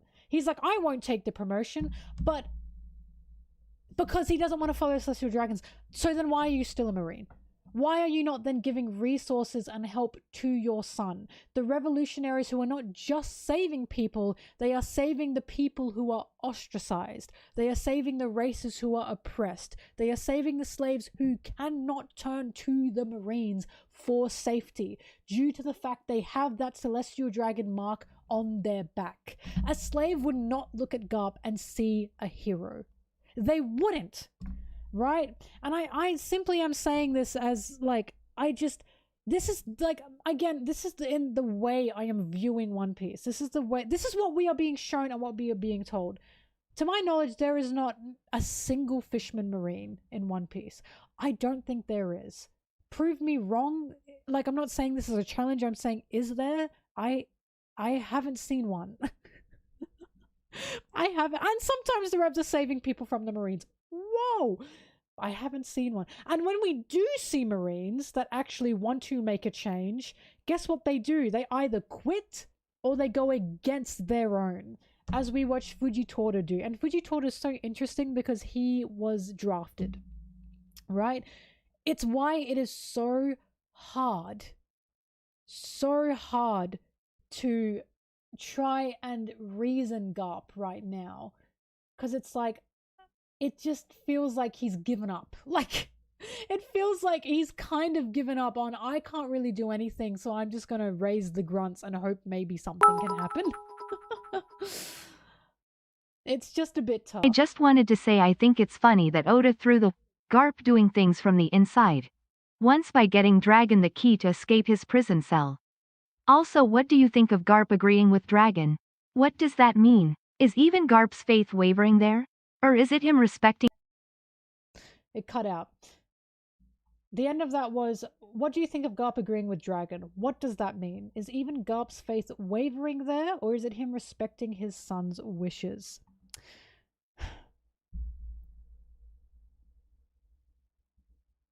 It's been stated many times the Marines say, sorry, someone said it's been stated many times Marines save people on a day-to-day basis. People in the confines of who they're allowed to save. This is what I'm talking about.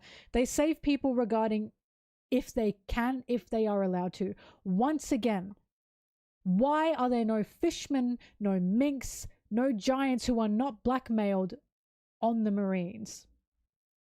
Why are there no slaves on the Marines? They save people on a day-to-day basis. And yet I'm watching the Revs be the ones to actually save people on a day-to-day basis. No Tontada, right?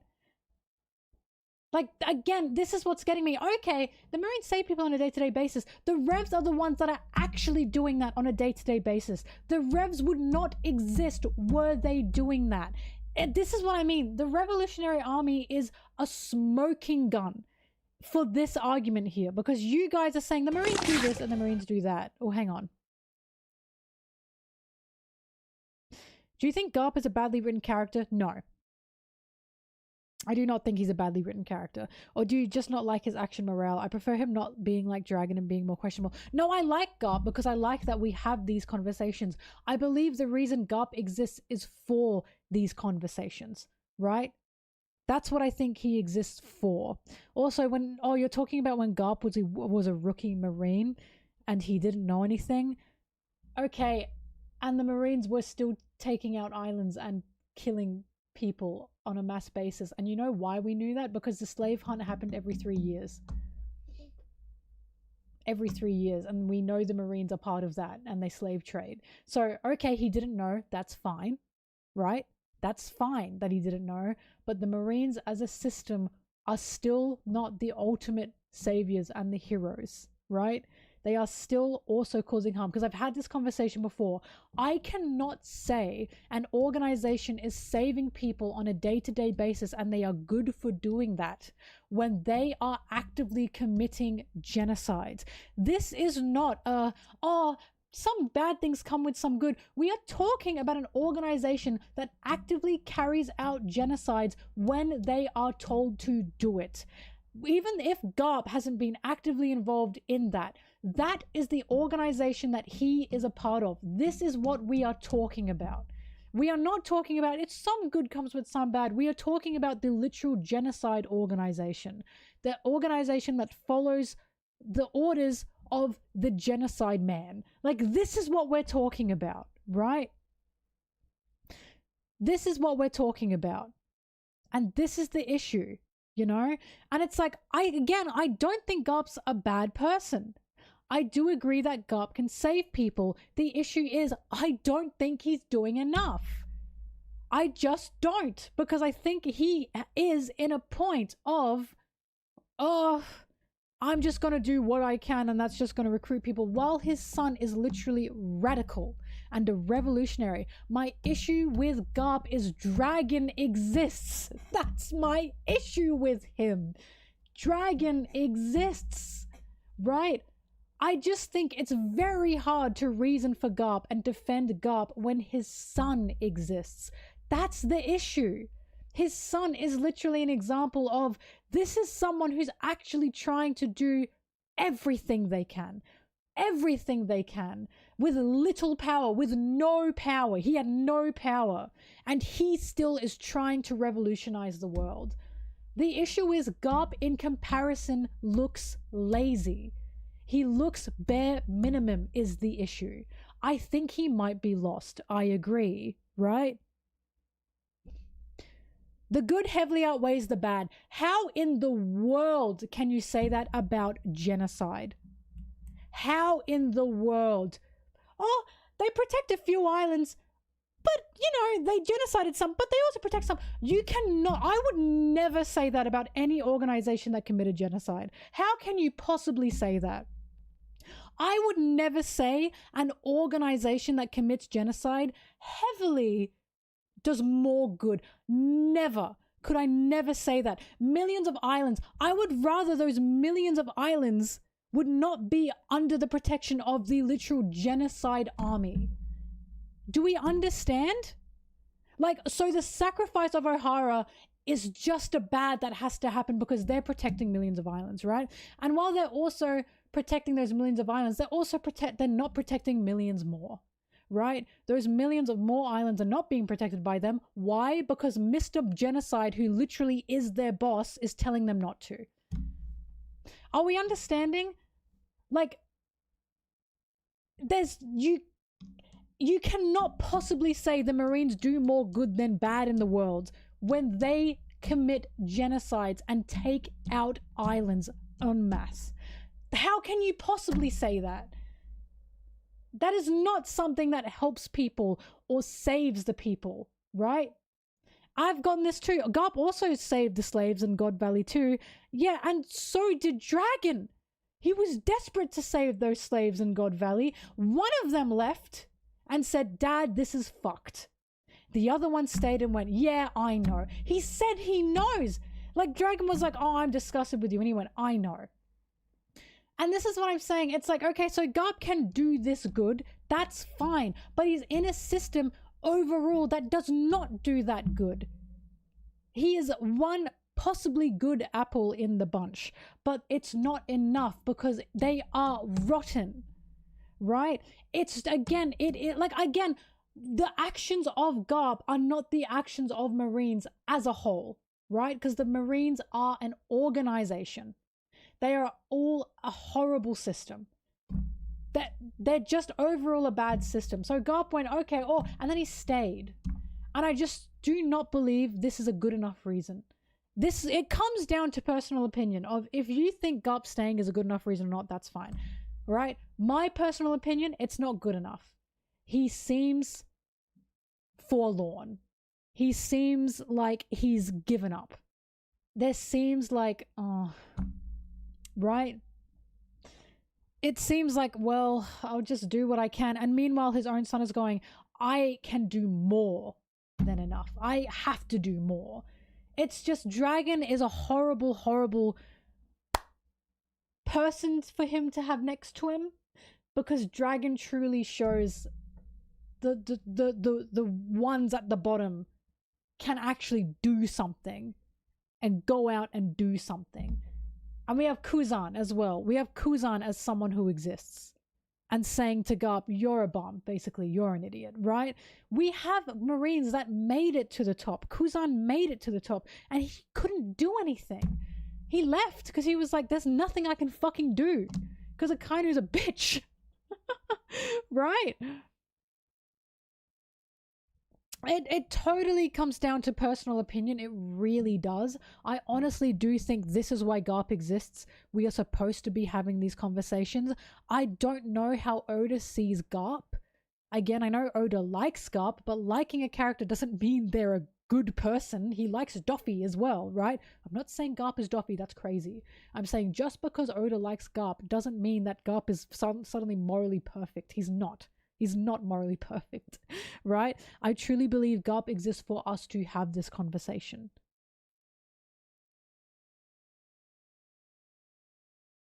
Imagine that feeling of hopelessness, right?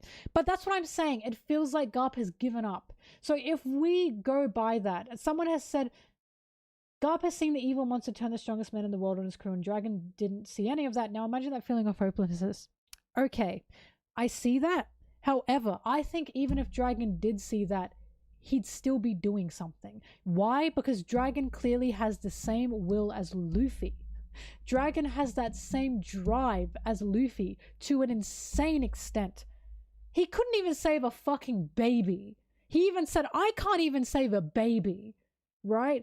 And he was still holding a gun to his superior's head and saying, save everyone, right?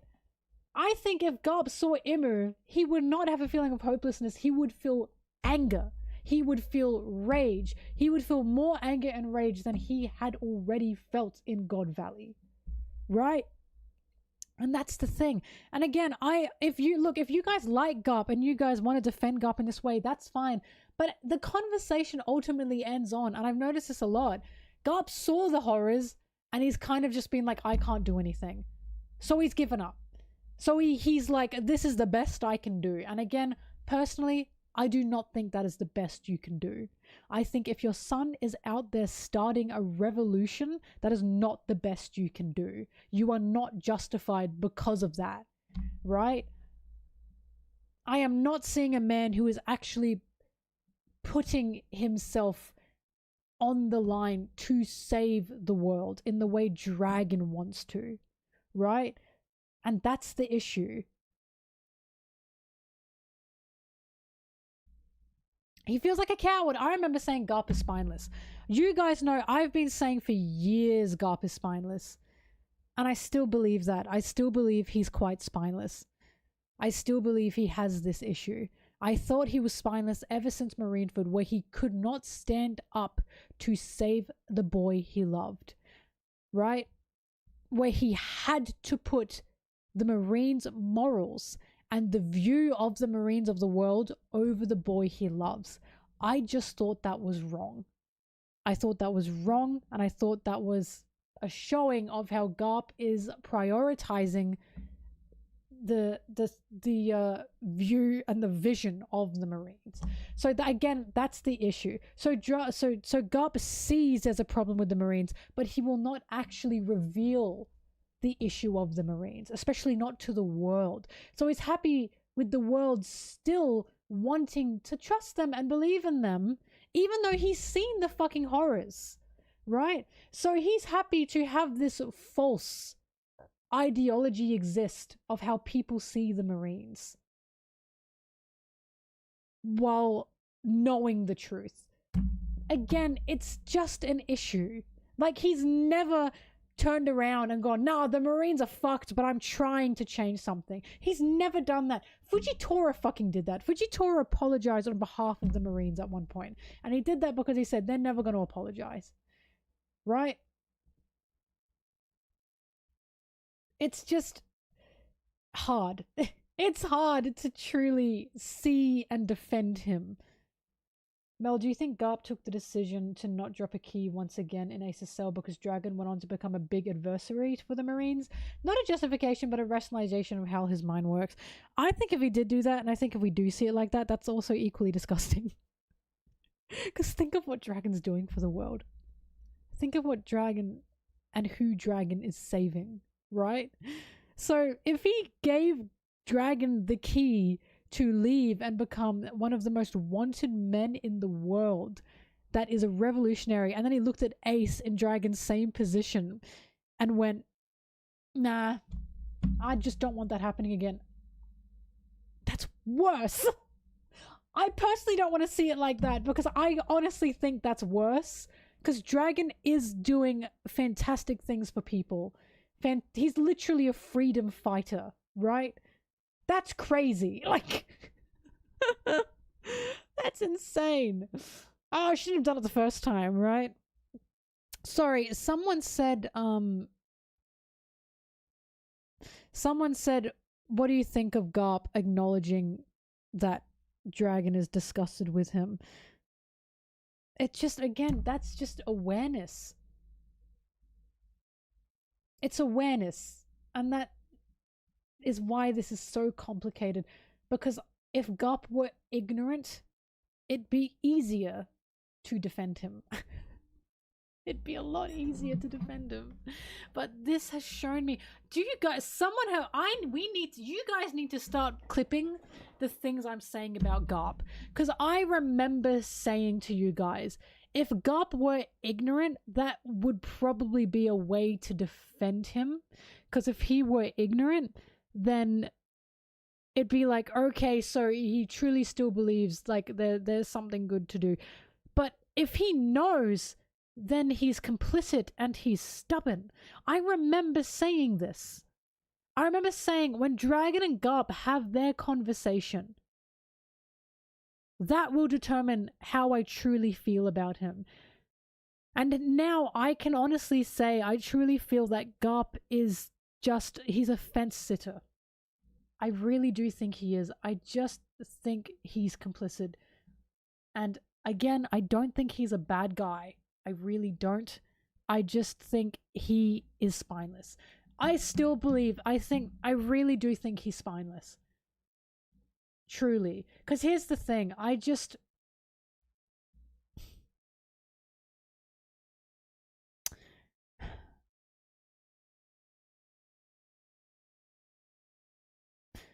I need Garp to save someone who is outside of the law, who is deemed as a criminal, but Garp knows they are not, right? And the slaves of God Valley do not count in that regard, because those slaves were not deemed criminals, were they? A lot of them were just innocent civilians of that island. I need Garp to save someone like Ace, to really see him. Because my issue with Garp is I still haven't seen him gone against the world government ideals that are clearly in him, right? Like, to that extent. Because the slaves on the God Valley, they were as innocent as could be. But when there's a character like Ace, a character who was not a monster. They were not a murderer. They were not a psychopath. By birth, they were deemed a villain. By birth, they were deemed a devil child. They became a pirate, but Garp knows they are not a monster. They are not a danger to the world. Ace was not a danger to the world. The only way Ace was a danger to the world was because he went against the world government. That's the only reason he was a danger to the world, because he went against the world government, right? I need Garp to save someone like that, because that would truly show me he's not this brainwashed dog. He can actually go against the uniform that is on his back, right? He just hasn't done that yet. At all. He hasn't truly protected the total defenseless outcasts of the world who are labeled criminals due to the system. It's the fact that there are people labeled criminals in the system, right? And we saw that with Ace, and he just let that happen.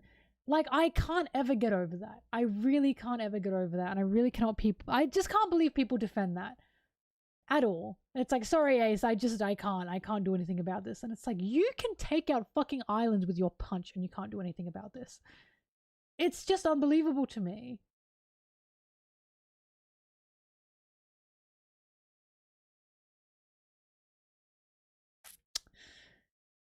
I don't know. It's tough. Again, if you like Garp, it's fine. I truly do believe Garp exists for this conversation. I think he's a great character for this reason. I don't know how Oda sees Garp. I do think he's supposed to be a guy with a good heart who's in the wrong place.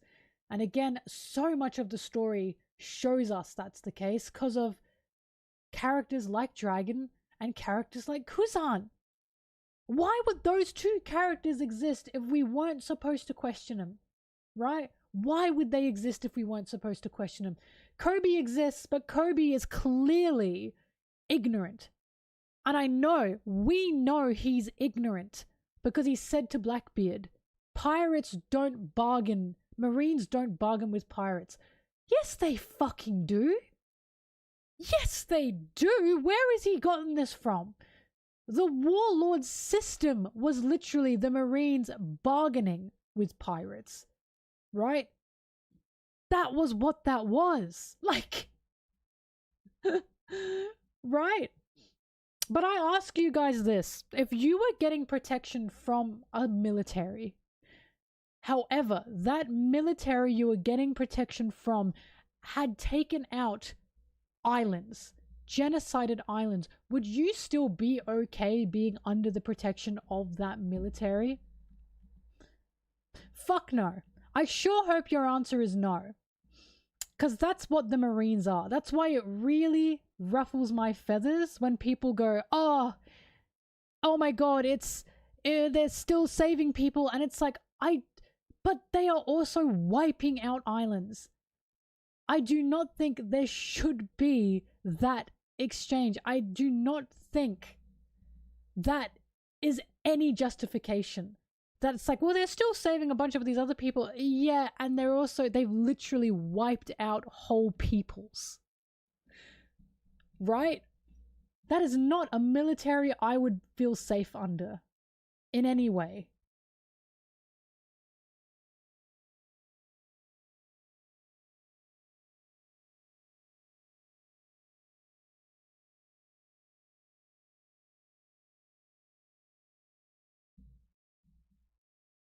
I mean, yeah, obviously you wouldn't want to get out from under them, duh.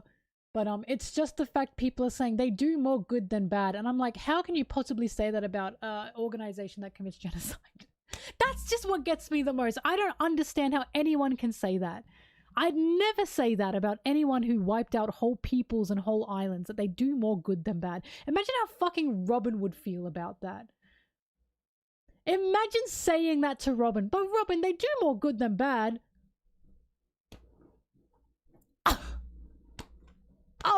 kill yourself. Like, can you imagine? Can you fucking imagine? Imagine saying that to Law. Law, they do more good than bad. Law fucking hates the Marines. He hates them for a very good reason.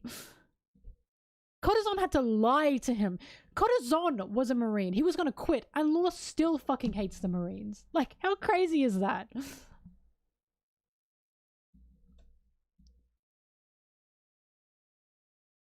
Just insane work. Dad, why are you working for ICE? Anyway, oh god. Also, the reason I love Dragon is because I see Luffy in him so bad. I like Dragon saying, I'm disgusted with you. All I see is Luffy. You know what I mean? All I see is when Luffy talked to Doflamingo and he said, you are suffocating me. You know?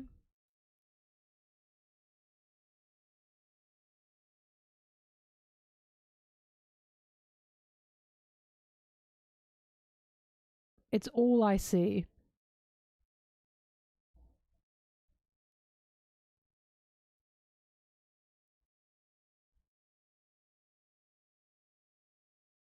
Oh god, I love him. Yeah, Law still talked with Sengoku, but he didn't like him. He only talked with him because of Corazon. Like, he still didn't like him.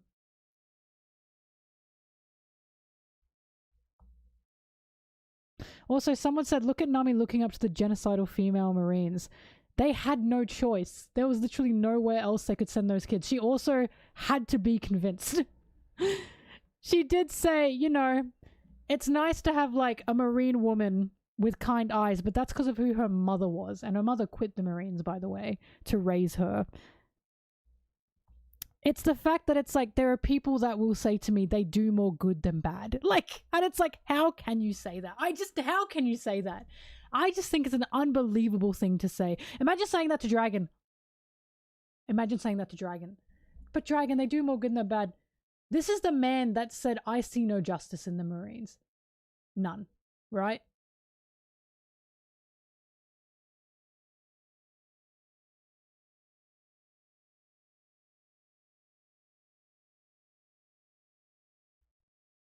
Yeah. No, I see Snake Man with Dragon. I was thinking the same thing. But it's just interesting that even kids of Marines in One Piece, Nami, Law, Luffy, they have not become Marines. They have not become them, and they were also fucked over by them. Nami was fucked over by Marines. While Bellamere saved her, one also rapidly fucked her over. She was about to save her island, and then they ruined her. They just ruined her. Right? And Bellamere was fucked over too. Dragon does not say, as an organization, the Marines are fine. He doesn't say that. He says there's no justice there.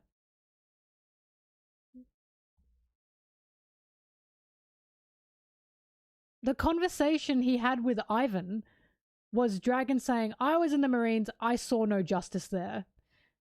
And then Ivan was like, how funny that we both want to save people, but we're on opposing sides. Guys, I really need you to think about this. Dragon says, I saw no justice in the Marines. And then Ivan says, how funny. How interesting. We both want to save people, but we're on opposing sides. What do you think that says? And again, why are the Marines not the true enemy? I am not calling the Marines the enemy. Why? Because their boss is the enemy.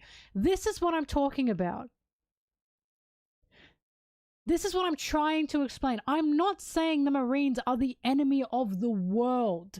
I'm not saying the Marines are monsters. A lot of people think I'm just saying, oh, the Marines are just inherently evil. That is not what I'm saying. I'm not saying the Marines are monsters. I'm saying they follow a system and they follow a structure. They have a boss.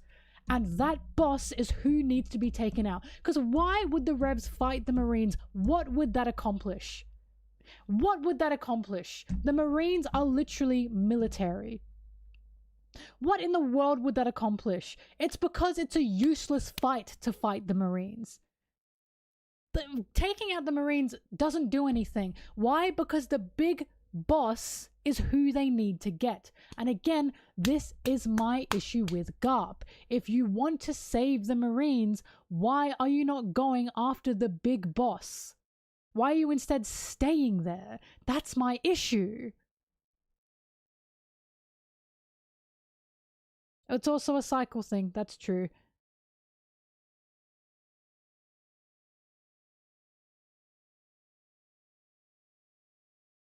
Like, again, I think a lot of people think I just think the Marines are all trash. They're all trash. They're all horrible. I do not think that. I just think they're being taken for a ride. And I think they're supposed to be questioned greatly. I believe their idea of don't think individually, you're just a cog in the machine. We are supposed to look at that and go, wow, that's fucked up. We are supposed to look at the Marines and see brainwashing. We're supposed to see this military propaganda. Egghead and fucking Kizaru is supposed to be an example of that, right? That's what we're supposed to be looking at. The Marines are supposed to be questioning what is going on, and they don't. A lot of them don't. Yes? I do not think they are the monsters of the world, but they are the ones carrying out the genocide orders. They are the ones taking out islands when Big Boss tells them to, because they're not thinking about it. Right?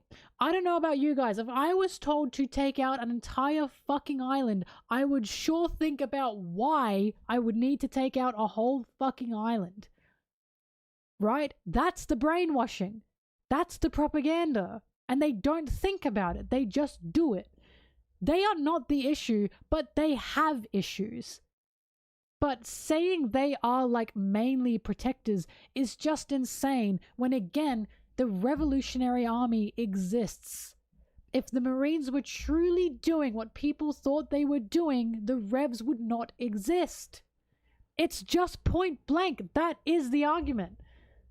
Otherwise, the Revs wouldn't exist if they were truly protecting people. But they're not.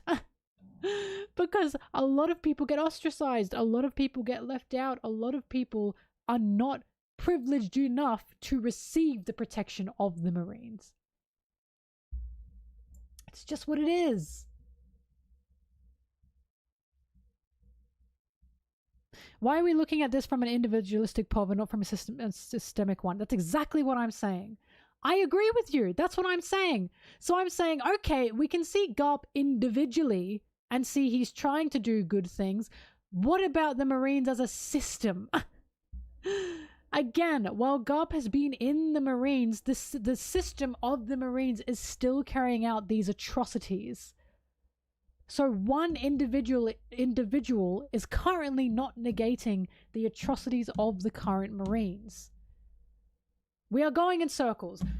We're going in circles because we all have different opinions of like what is going on here, right? Again, it comes down to personal opinion, and once again, I think it's on purpose. I truly think it's on purpose. I think Dragon's reaction, Garp's reaction, their conversation, who these two are, that's a conversation we are supposed to have. Whether you understand Garp or you understand Dragon, or we are both seeing from both sides, or we're seeing from no sides, or blah blah blah, it comes down to personal opinion. This is why One Piece is good. This is why One Piece is fucking phenomenal. Like, I'm not trying to tell you guys you should hate Garp. I'm just saying this is how I feel about Garp. This is what I don't like about Garp, and this is what irritates me about Garp personally, right? It's just something that I am unhappy about with him, especially when Dragon exists. I was very satisfied. I was incredibly satisfied because I didn't realize it would be so cut and dry. Because the conversation that I thought would happen between Dragon and Garp happened between Garp and Roger. When Garp was telling Roger, this is why, right? And then we got to this. We now have Garp's reasoning. He said it to Roger. And we have Dragon saying, fuck you. Like, that's no notes. Like, no notes. Absolutely no notes. No notes. He just said, I'm disgusted with you. I'm quitting. Like, and I know. What does he say in Japanese, by the way? Does anyone have like a translation? Does anyone have translation notes for me, actually, for this chapter? Anything significant that stood out?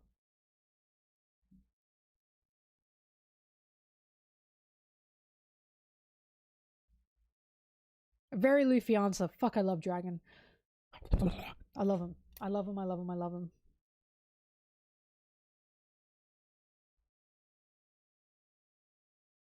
I want Dragon's panel on a t-shirt. I'd love that. I want Dragon panel. I'm disgusted with you on a t-shirt. Garb says ah to Dragon. I'm disgusted with you. Ah.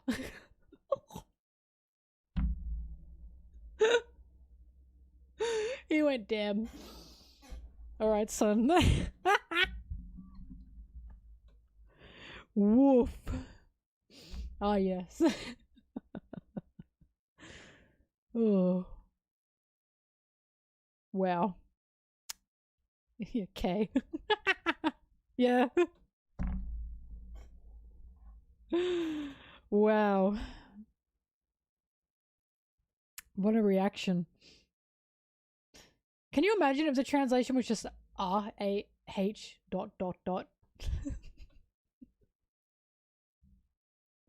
You know the meme of the dog that's like, that's what Garp is like in this moment. Ah. That's so funny.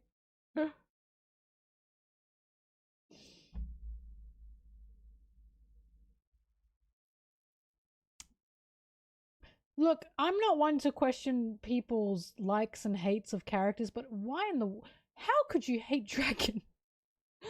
The only reason one would hate Dragon is because they like another character that opposes Dragon. That's the only thing I can think of for why you'd hate Dragon. What in the world is there to hate about Dragon? Literally, what is that hate? I'm watching this man save those who cannot be saved, who are not getting anything, and he wants to give them freedom. Agenda, it has to be agenda. What else can it be? Dragon Ball, so true.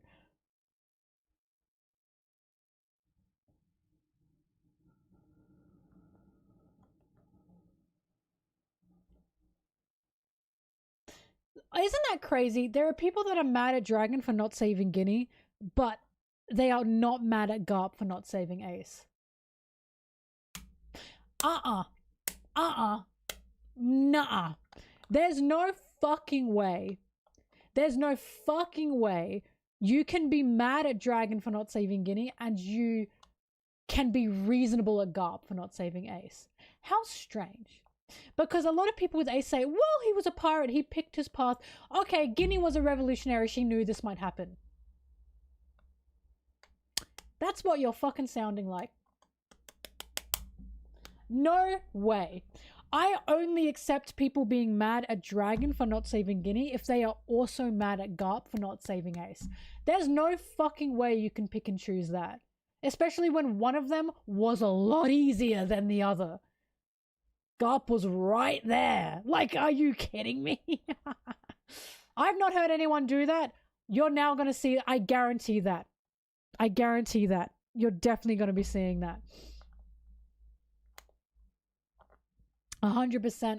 I know that shit exists because there are so many people that defend Garp for Ace. So many.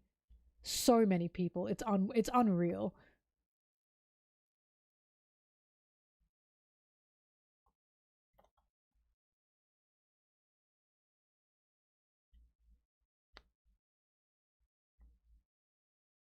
Not heard anyone be mad at both. Well, that's what I'm saying. The reason Dragon can be defended is because Dragon is not Garp. and Ginny was taken to the fucking Holy Lands. Ace was fucking right next to him. Like, he was at his prison cell. He was one of the people keeping him in that cell. Like, what? It wasn't like Dragon was keeping Ginny hostage. You know what I mean? Just unreal. No, Harold currently is going down a bad path. Harold is tragic to me. I'm very upset for Harold. Very upset for Harold. And I'm upset for... Pause. Rewind. Scratch that. Reverse it. Hold on a minute. Anyone remember the chapter Jarul was first introduced? It had to be in the 1130s, right? Sorry, Yarul.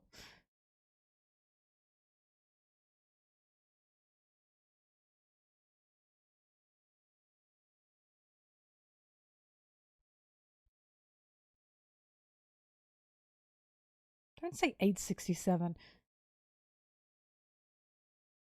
1135? That can't be. No, sorry. Elbath, when it's like, here's our mountain of a fucking man. And they're like, whoa! So I'm on 1132.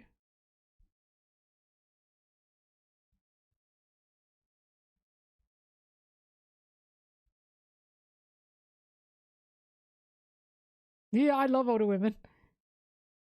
Okay, it's 11th. Okay, it's not here. Oh, I can't see the Saul reunion with Robin. It makes me cry. Guys, shut up! That's not what I meant. Shut up. No. Ripley, baddie. No. No. Oh yeah, I still stand by the snail Shirahoshi, by the way. I'm still waiting. Again, that's gonna be my biggest fucking lap around the world if I get that right. That Loki's snail friend is Shirahoshi.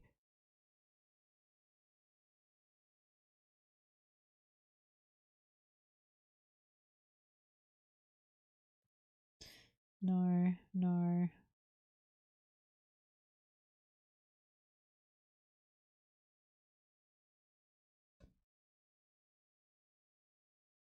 Okay. So 11:35. Hang on, I'm shaking in my boots. It's the same sword! Ugh! The sword in this chapter that's on the ground that is clearly Harold's. Fuck, you can't see it.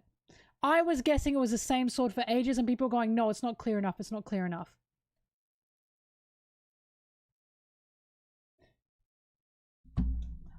Listen, I was saying this for fucking ages. And that was obvious. Why is it every time I guess something beforehand and people called me crazy for it or it's not clear enough for it, now they're saying it's... This has happened every fucking time. Loki's backstory is obvious. I'm going to kill you. I'm going to kill you. When I first had this theory and said, I think that's Harold's sword, people said, it's just not clear enough. I deserve a medal for every time I have guessed something, and then when it's like come back around and it's become more obvious now, people say that was obvious. It wasn't fucking obvious when I guessed it, bitch. Like, are you kidding me? I guessed Loki's fucking story panel for panel, basically. And people were calling me crazy. And then when it happened, people were going, Mel, it was obvious. Ah! I'm going to... Oh, I'm actually going crazy. I'm actually going crazy. I did think Harold was sus. I'm not saying I'm always right, but I'm saying when I get it right, I get it right.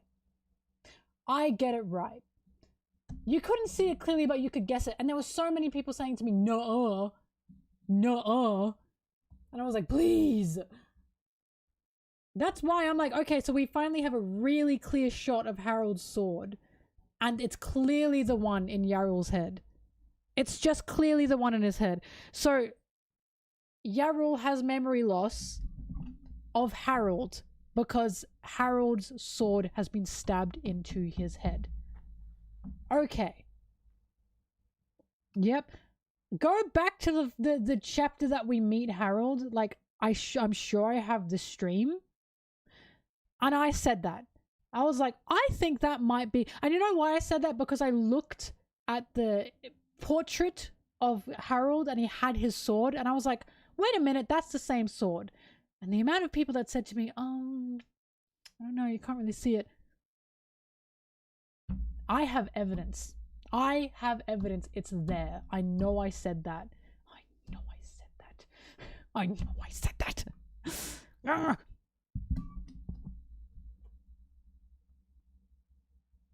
feel crazy. I feel crazy. The craziest one was if it's Shirahoshi. You know what's gonna happen? If the snail ends up being Shirahoshi, you know what people are gonna say to me? Mel, that was obvious. I fucking guarantee you it's gonna happen. I know it's gonna happen. Because it's now happened like 3 times in this... Oh, Zoro as well. Boys? Not knowing he had Conqueror's Haki. I guessed that shit all the way back in fucking Onigashima. And then when it was finally revealed, Mel, that was obvious. What do I do? What do I do? I don't even get the fulfillment, you know what I mean? Because no one says, well, good job. Good job, Mel. They say, oh, duh. And it's like, you're embarrassed. You're embarrassed. I know it. There's no winning. There's just no winning. I guessed that 23 years ago. Another guess. Currently, my biggest guess is Shirahoshi. Also, how can Loki's friend be Yarl when Loki said to this friend, we've never met before, right? Loki has met Yarl. It can't be Yarl.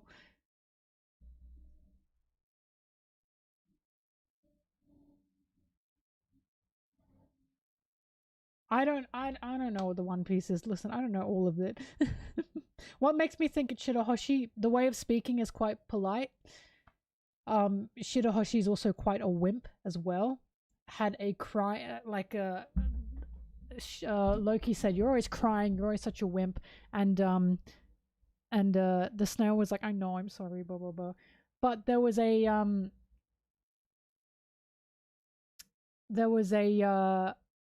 moment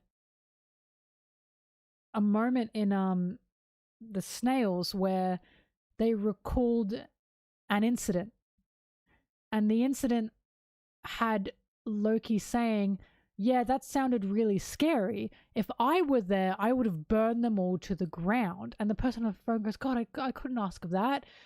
And I was like, what incident could he be talking about? And I'm thinking the only incident that recently occurred was the Reverie. Shirahoshi got chained up, was nearly taken as a slave. It scared the shit out of her, and it would make sense of Loki saying, yeah, I would have burned everyone there that did that to you to the ground.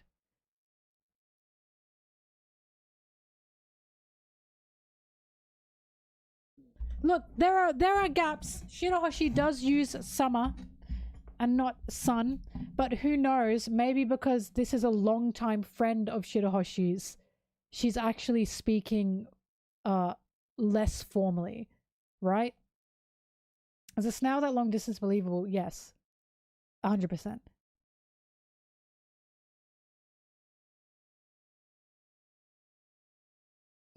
Me reading chapter 1127? Is it not there? It might be comboed somewhere. I'll have a look. The only reason I can't say it's Vivi is because Vivi's stronger than that. Vivi... As in, Vivi would not, like, speak like that. Do you know what I mean? Vivi's very, very stubborn. Like, in the way it was described, it sounded like someone who was like, oh, I'm just a bit... No, Vivi's not really regal, but she's you know, she doesn't talk like that. You know what I mean? She's no wimp. And I'm pretty sure Loki said you've always been a wimp or something like that to them as well.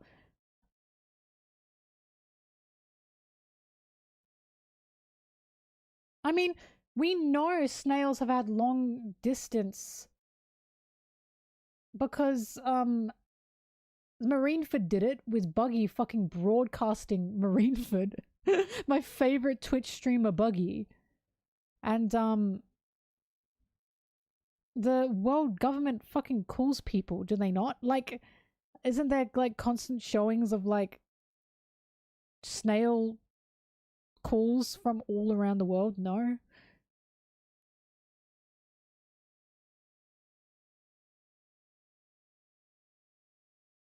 My Oshi Buggy. My Oshi. Well, a lot of people were like, how did they become friends? I don't know. Maybe it was a message in a bottle. But I was like, who else would have the time to talk to Loki like that? Probably a girl who was literally stuck in her room for all her life. Right? I'm telling you, if it's right, I'm doing laps. If I'm not right, that's fine. But if I am right, if anyone says to me, Mel, that was obvious, I'm done. I'm leaving. I'm leaving. I'm not part of this community anymore. I'm sick of it. I don't even get a congratulations, you know? Just nothing. To be fair, we don't even know that that's Harold's sword, by the way. Like, we still don't know. Oh, I was right. It was Gabon as well. I was right. I was super right. And guess what? When it was Gabon, no, that was obvious. I'm going to fucking go crazy. That was obvious. Then why the fuck did everyone say it was Shiki? I'll kill you. Like, I'll kill you. Oh my god. Why was I fighting for my life about it not being Shiki if it was so obvious? I felt insane.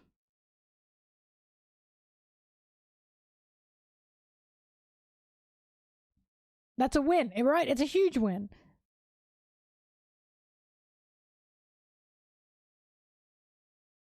Twitter's not real. But it's not Twitter. It's here. It's here. It's here. It's on this platform. I was fighting for my life.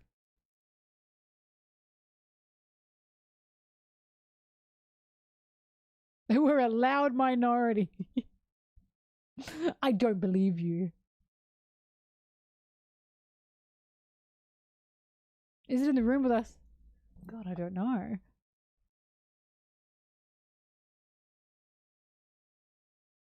Someone in the chat saying, I have no respect at all for Buggy. And I'm like, okay, crocodile. That's fine. There are many people in One Piece that have no respect at all for Buggy. Look, I'm not going to try to change your mind. That's totally fine. But it just cracks me up that Shanks loves him. I love that Oda made the loser man of One Piece, Buggy, and the guy of One Piece just loves him. Like, I fuck with that so hard. Unbelievably hard. That it's like, okay, like, I think it's funny when people don't like Buggy because it's like, Shanks loves him. Shanks just thinks he's great.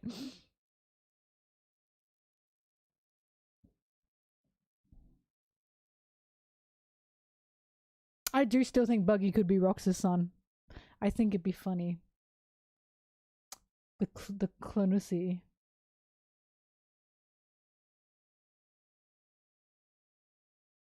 No, I haven't seen. I have not had time to look through any book talk. I don't use TikTok for one. I've been meaning to, but I don't because I'm scared of it because I'm old. But I have been meaning to because I know they're starting crazy conversations. Goofy's been telling me about it, and I'm like, oh, God, that's genius. Why didn't I think of that? You know.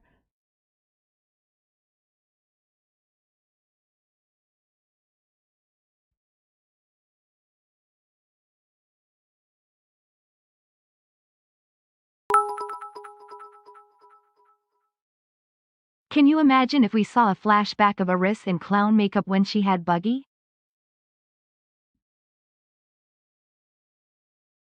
Was Rox into that? Like, can you imagine?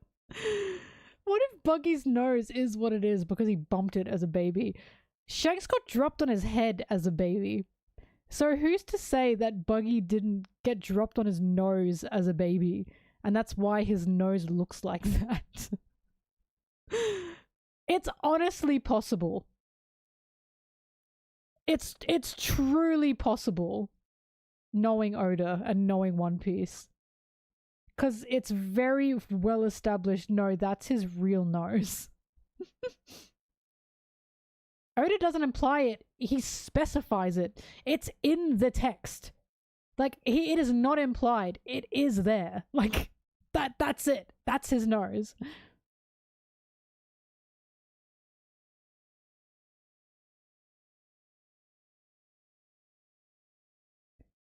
Buggy getting the One Piece would ruin the story for you. You have to stop reading. Oh, I'm sorry. I'm so sorry because it's possible. It's fully possible. Like, I think you're going to I think you're in for great disappointments. It's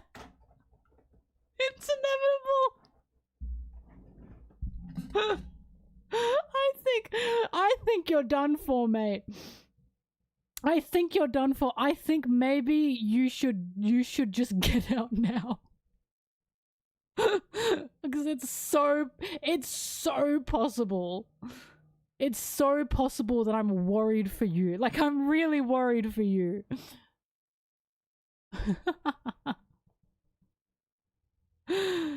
Oh god.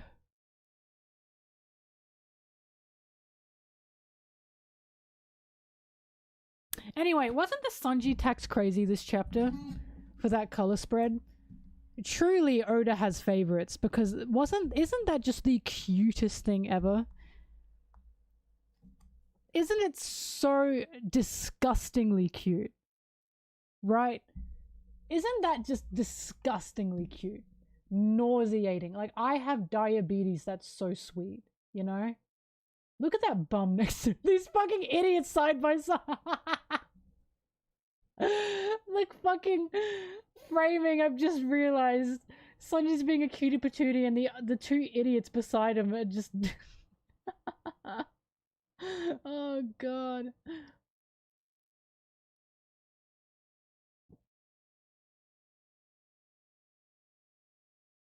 Wow. Luffy's more powerful than Buggy and it's Luffy in the Straw Hat story. I understand that. And I see that. And I see you, right? And I get it. I'm just saying, knowing One Piece and knowing Buggy failing upwards, it is just possible. Like, I need you to be prepared for your disappointment. Are you understanding? It's like, I just need you to be prepared for it. Because it's so possible. So it's like, I respect that. I get it. But I'm just telling you now, be careful. Just be careful. It's so totally possible. I'd say it's like a 30% chance.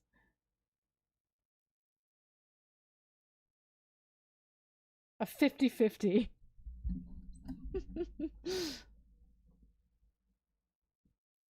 You just don't like the idea. Okay, as long as you're prepared. As long as you're prepared, okay? I'm okay. I feel good for you. You know what I mean? Because imagine if you weren't prepared and you just didn't want that. I think you would be heartbroken. Anyway. God, this is one of the best Sanji outfits ever, by the way. I have to say that too. It's just so comfy cozy. And his jeans, his light wash jeans, he's so vulnerable. So vulnerable. He's so submissive and breedable. Oh god, I just love him. I just love him. I love him so much. I feel sick. I kind of miss him. Man. You can see you guys on my screen. What do you mean, huh? Why is that weird to you? You know who I am. Come on. You know me. You know my story. Checked description. I have him on my necklace right now. Come on. I do wonder how much of the... Hang on, so how did this chapter end?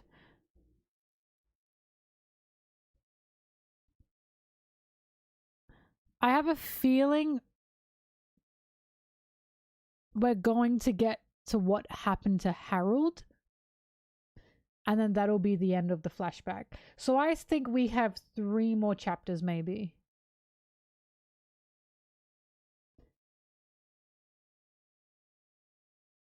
I think 3 more chapters of flashback. That's what I'm guessing. Because I think we still have a bit more to go regarding Harold, the Giants, and Loki. O'Hara? Do you think we're going to see O'Hara?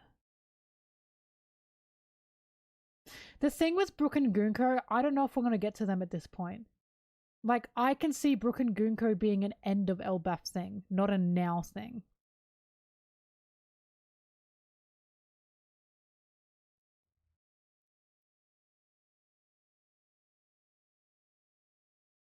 Loki at sea? I just don't know.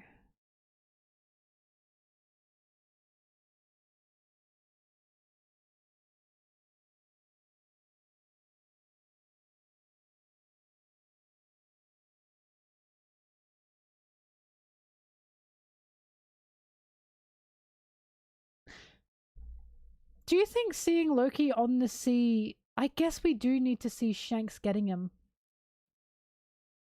That's true.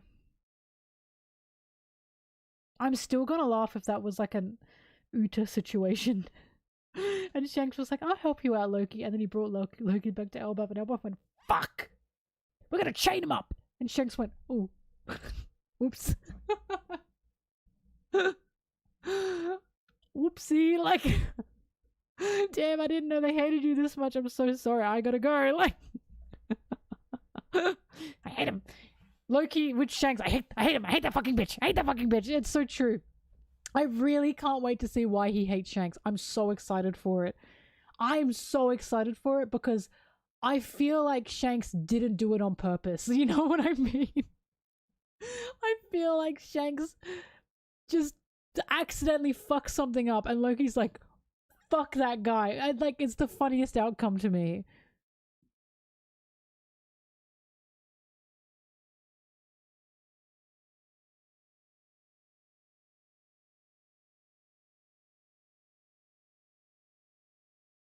Loki would be like Buggy.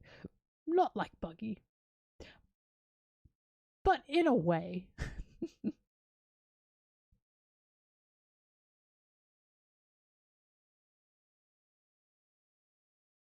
No, Harold's crash outs are tragic. They're really tragic. It's like, I wonder what he thinks as well of what happened with Rox. Like, does he believe what he was told by the world government about Rox, or the world journal about Rox? I wonder. But yeah, oh, that was my other prediction. At the end of Elbaf, Loki and Hyrule will come together to be the 2 kings of Elbaf. I was also guessing that from the start. And I'm pretty confident that one's going to happen now, especially after what Harold just said to them. But watch as people say to me, Mel, that was obvious.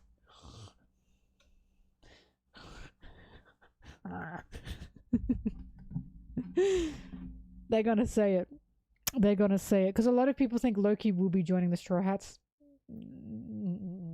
I don't think so.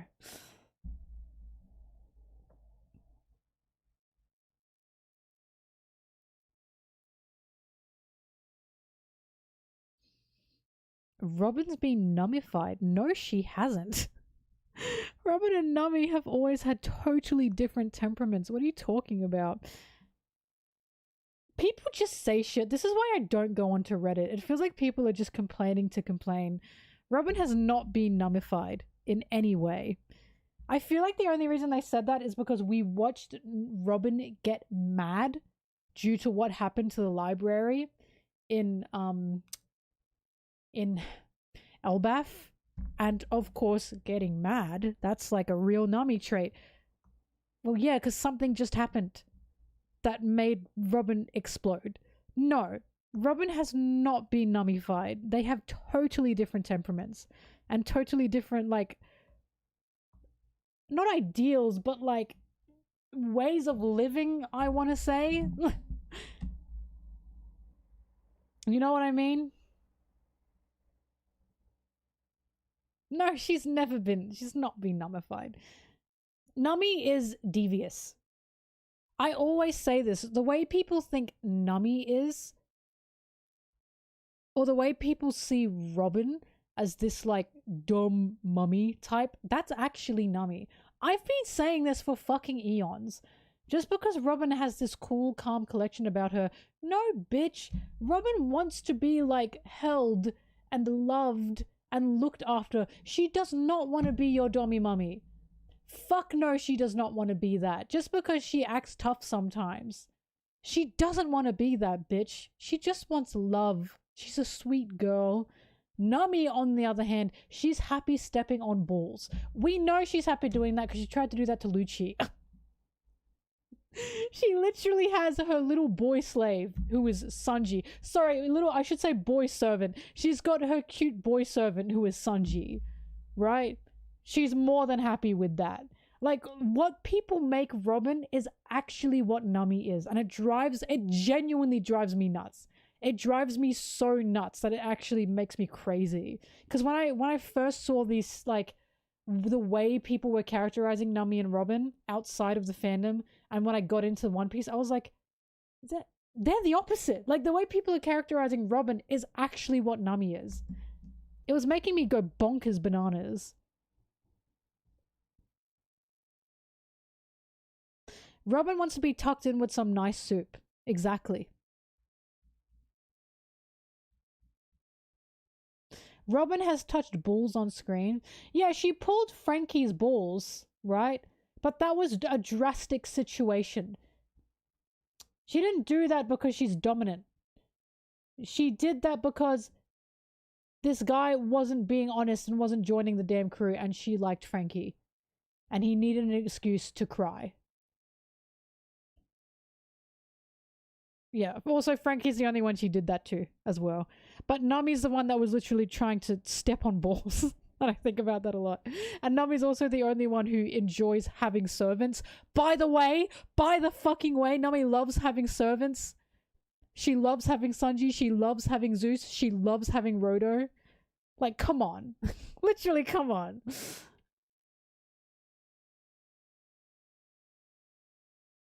Robin's just a sweet lady.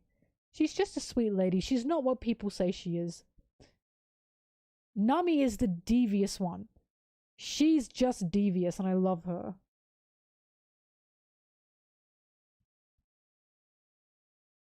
I always say, by the way, in the scene of Robin pulling Frankie's balls, I'm like, I know why Oda made sure Sanji was not there for this. That's the first thing that stood out to me. Sanji was not there for that scene. And I remember I was watching it with my friend Anna and we laughed and I was like, I know exactly why he's not there. No, he wasn't there. He was running through the city with Zoro at that time. It was really funny.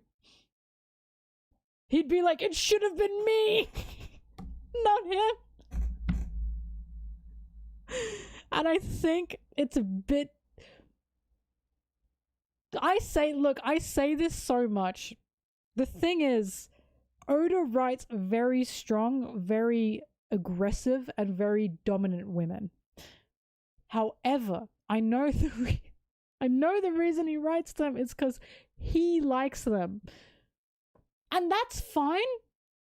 If that's the trade-off that we need, that's the trade-off that we have. Okay. But at the same time, and I always make this joke, Oda, I don't need to know what you and your wife are doing. I just don't. But thank you anyway for writing the women that you write. The whole Sanji Black Maria scene, Oda, I didn't need to know all that. But I appreciate it nonetheless. You know what I mean? That was just crazy. Like, He clearly likes that dynamic, and it drives me nuts. I'll put on the Sunshi wing. Oh god, he's a freak! He's a freak. Yeah. Sharing is caring. That's crazy. The fact you can't deny it is why it's crazy as well. The author's not even disguised fetish, truly. Like, he's open about it. Sadie from Impel Down is crazy. I forgot about her. She's fucking crazy. She is truly like, Oda, I don't need to know this. She was crazy. She was crazy. God. Yeah. Anyway. It was wild. It was just wild. He wasn't subtle with Sadie, and he was not subtle with Black Maria. I'm gonna say one more thing before I leave. We're done with the chapter. I'm done with the stream. It's 5 a.m. I'm gonna say one more thing. The Black Maria Sanji scene was a metaphor for pegging. Oh, bye guys! See ya! I'm getting in my box. Oh my god. Okay, everyone. Thank you for joining. You might see me again for an editing stream. I need to continue writing. I should maybe hopefully be finished writing tomorrow. Maybe. We'll see what happens. Hopefully through this week I'll be able to record and be able to stream some editing, but as you guys know, I'm moving very soon, in like a week and a half time. So we'll see. We'll see if I get around to being able to edit right now, like in this month. So yeah, if not, you'll see me for the Sunday stream. You'll see me for the next chapter stream. Yippee! Thank you, everyone. I really appreciate it. Thank you for the subs. I really, really appreciate it. Thank you for the bits. Thank you for the donations. By the way, here's another reason why Garp's a bum. Dragon in my YouTube chat always donates to me. Garp, I think, donated once. Dragon in this chat never says anything. Never says anything. The one time Dragon in the YouTube chat said something was when we were talking about, does Dragon talk to his dad? And then Dragon in the YouTube chat donated and said, I don't talk to that fucking bum. And oh god, has that aged like fine wine. Just fine wine. It was a phenomenal moment and I'll never forget it. It's the only thing he's ever fucking said. I'm serious. Whoever you are, Dragon in the chat, thank you. Thank you for your donations. I love you. Garp, you're on incredibly thin fucking ice. The ice is cracking, my guy. It's cracking. You've donated once. Dragon has been supporting the cause, which is me, for so long. So thank you. And yeah. Thanks, everyone. Bread tastes better than key. Okay, I'll see you soon. Hopefully. Bye, everyone. Bye. Bye, bye, bye, bye, bye, bye, bye. Bye.